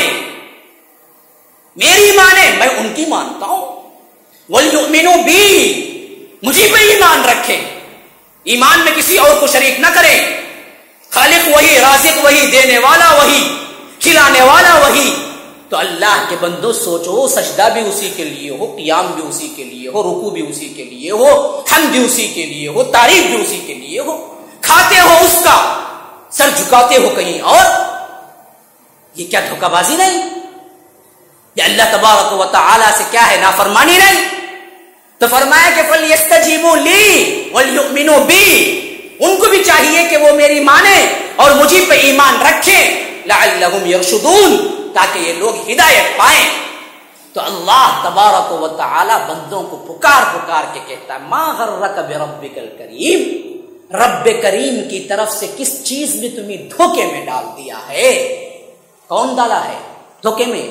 اس کی بھی وضاحت ہے، اس کی بھی وضاحت ہے۔ کون سا دھوکا ہے یہ دھوکا؟ دو دھوکے ہیں، بڑے دھوکے جو رب سے تمہیں دھوکے میں ڈالتے ہیں۔ دو دھوکے، ایک ہے دھوکا شیطان کا، جس کو اللہ تعالیٰ نے خود کہا ہے دھوکا ہے، ہاں سب سے بڑا دھوکا۔ وَلَا يَغُرَّنَّكُمْ بِاللَّهِ الْغَرُورُ، تمہیں دھوکے میں نہ ڈالے سب سے بڑا دھوکے باز شیطان۔ اور دوسرا دھوکا ہے دنیا، وَمَا الْحَيَاةُ الدُّنْيَا إِلَّا مَتَاعُ الْغُرُورِ، تمہیں یہ دنیا کی زندگی دھوکے میں نہ ڈالے۔ یہ دو بڑے دھوکے ہیں جو رب کے مقابلے میں آتے ہیں، اور وہ رب کون ہے؟ رب کریم ہے جو ہم پہ بے انتہا محبت کر رہا ہے۔ لیکن دو دھوکے ہیں تمہیں کھڑے ہوئے ہیں، ایک شیطان ایک دنیا۔ ان دو کو ہٹاؤ تو پھر تمہیں رب کی رحمانیت اور رحیمیت نظر آئے گی، پتے پتے جلوے جلوے اللہ کے نظر آئے گی، سمندر کے قطرے قطرے میں تمہیں اللہ کی قدرتیں نظر آئیں گی، درخت کی ڈالیوں میں تمہیں کیا ہے اللہ تبارک و تعالیٰ کی قدرتیں نظر آئیں گی، شبنم کے قطروں کے اندر تمہیں اللہ تبارک و تعالیٰ کی نشانیاں نظر آئیں گی، بادل کے گرج کے اندر تمہیں اللہ تبارک و تعالیٰ کی قدرتیں نظر آئیں گی، بجلی کی کڑکڑاہٹ کے اندر تمہیں اللہ تبارک و تعالیٰ کی نشانیاں نظر آئیں گی۔ نظر کیوں نہیں آتی؟ یہ جو دھوکے ہیں جو آنکھ پہ باندھے ہوئے ہیں، ایک دنیا ایک شیطان، جس کی وجہ سے ہم نے آخرت کو بھلا دیا اور اس دنیا کو سمجھ لیا کہ یہ دنیا کی زندگی ہی سب کچھ ہے، اس کے لیے تگ و دو کر رہے ہیں، کوششیں کرتے ہیں، مال لٹاتے ہیں، ہر چیز اس کے لیے فنا کرتے ہیں، لیکن اللہ کے لیے کوئی چیز کرنے کے لیے تیار نہیں ہوتے۔ سمجھتے ہیں کہ یہ زندگی ہے جس میں عیش ہونا نئے، یہ زندگی دھوکا ہے، اور اس کا جو کچھ بھی معاملہ ہے یہ پل بھر میں ختم ہو جانے والی ہے۔ جب بھی اللہ تبارک و تعالیٰ کا بلاوا آ جائے، حقیر سی زندگی، نہ آنا تمہارے ہاتھ میں نہ جانا تمہارے ہاتھ میں۔ پوچھ کے نہیں آئے تھے، عرضی نہیں دی تھی، پوچھا نہیں تھا کہ اللہ میں دنیا جو جانا ہے مجھے بھیج دے، اللہ نے بھیج دیا۔ تیسرا تم جانا نہیں چاہتے، اس وقت اللہ بلا لیتا ہے۔ ابھی گھر بن کے ختم ہوا، گھر ٹھنڈک ہونے والی تھی، لیکن گھر والا مر گیا، جنازہ اٹھا۔ اتنے ایسے واقعات ہیں جو کان کھول دیں، جو آنکھیں کھول دیں کہ یہ چیزیں جمع کر کے رکھنے کی نہیں ہیں۔ یہاں سے ہر کوئی جانا ہے تو یہاں جانا اور آنا ان دونوں کا فیصلہ اللہ کی طرف سے ہونے والا ہے۔ تو اب یہ اندر کی جو زندگی ہے اس کے لیے بھی تم اللہ کی مان لو، مسئلے ختم۔ نہ مانو گے پھر تو اللہ تبارک و تعالیٰ کا وہ جہنم اور وہ آگ، وہ صفات جو کچھ میں نے بیان کیے بھڑکتی ہوئی، جس کے لیے ہے اس کا کوئی مداوا نہیں ہو سکتا ہے۔ وہاں کی کامیابی دائمی کامیابی ہے اور وہاں کی ناکامی دائمی ناکامی ہے۔ اللہ تبارک و تعالی ہمیں سمجھ کی توفیق عطا فرمائے۔ اللہ تبارک و تعالی ہم تمام کو جنتیوں کے سے اعمال کرنے کے نصیب عطا فرمائے۔ اللہ تبارک و تعالی جس طرح آج ہم یہاں جمع ہو کے بیٹھے ہوئے ہیں بعینہ اسی طرح ہمیں جنت الفردوس میں جمع فرمائے۔ ھذا وباللہ التوفیق، صلی اللہ وسلم علی نبینا محمد۔ اسأل اللہ لی ولکم ولسائر المسلمین من کل ذنب فاستغفروه انه هو الغفور الرحیم۔ جہاں میں ہے عبرت کے ہر سو نمونے، مگر تجھے کو اندھا کیا رنگ و بو نے۔ کبھی اور سے بھی یہ دیکھا کہ تو نے جو آباد تھے وہ محل اب سونے، جگہ جی لگانے کی دنیا نہیں ہے، یہ عبرت کی جا ہے تماشا نہیں ہے۔ ملے خاک میں اہل شان کیسے کیسے مکین ہو گئے لامکاں کیسے کیسے ہوئے نامور بے نشاں کیسے کیسے زمین کھا گئی نوجوان کیسے کیسے جگہ جی لگانے کی دنیا نہیں ہے، یہ عبرت کی جا ہے تماشا نہیں ہے۔ اجل نے نہ کسرا ہی چھوڑا نہ دارا، اسی سے سکندر صفات ہے بہارا۔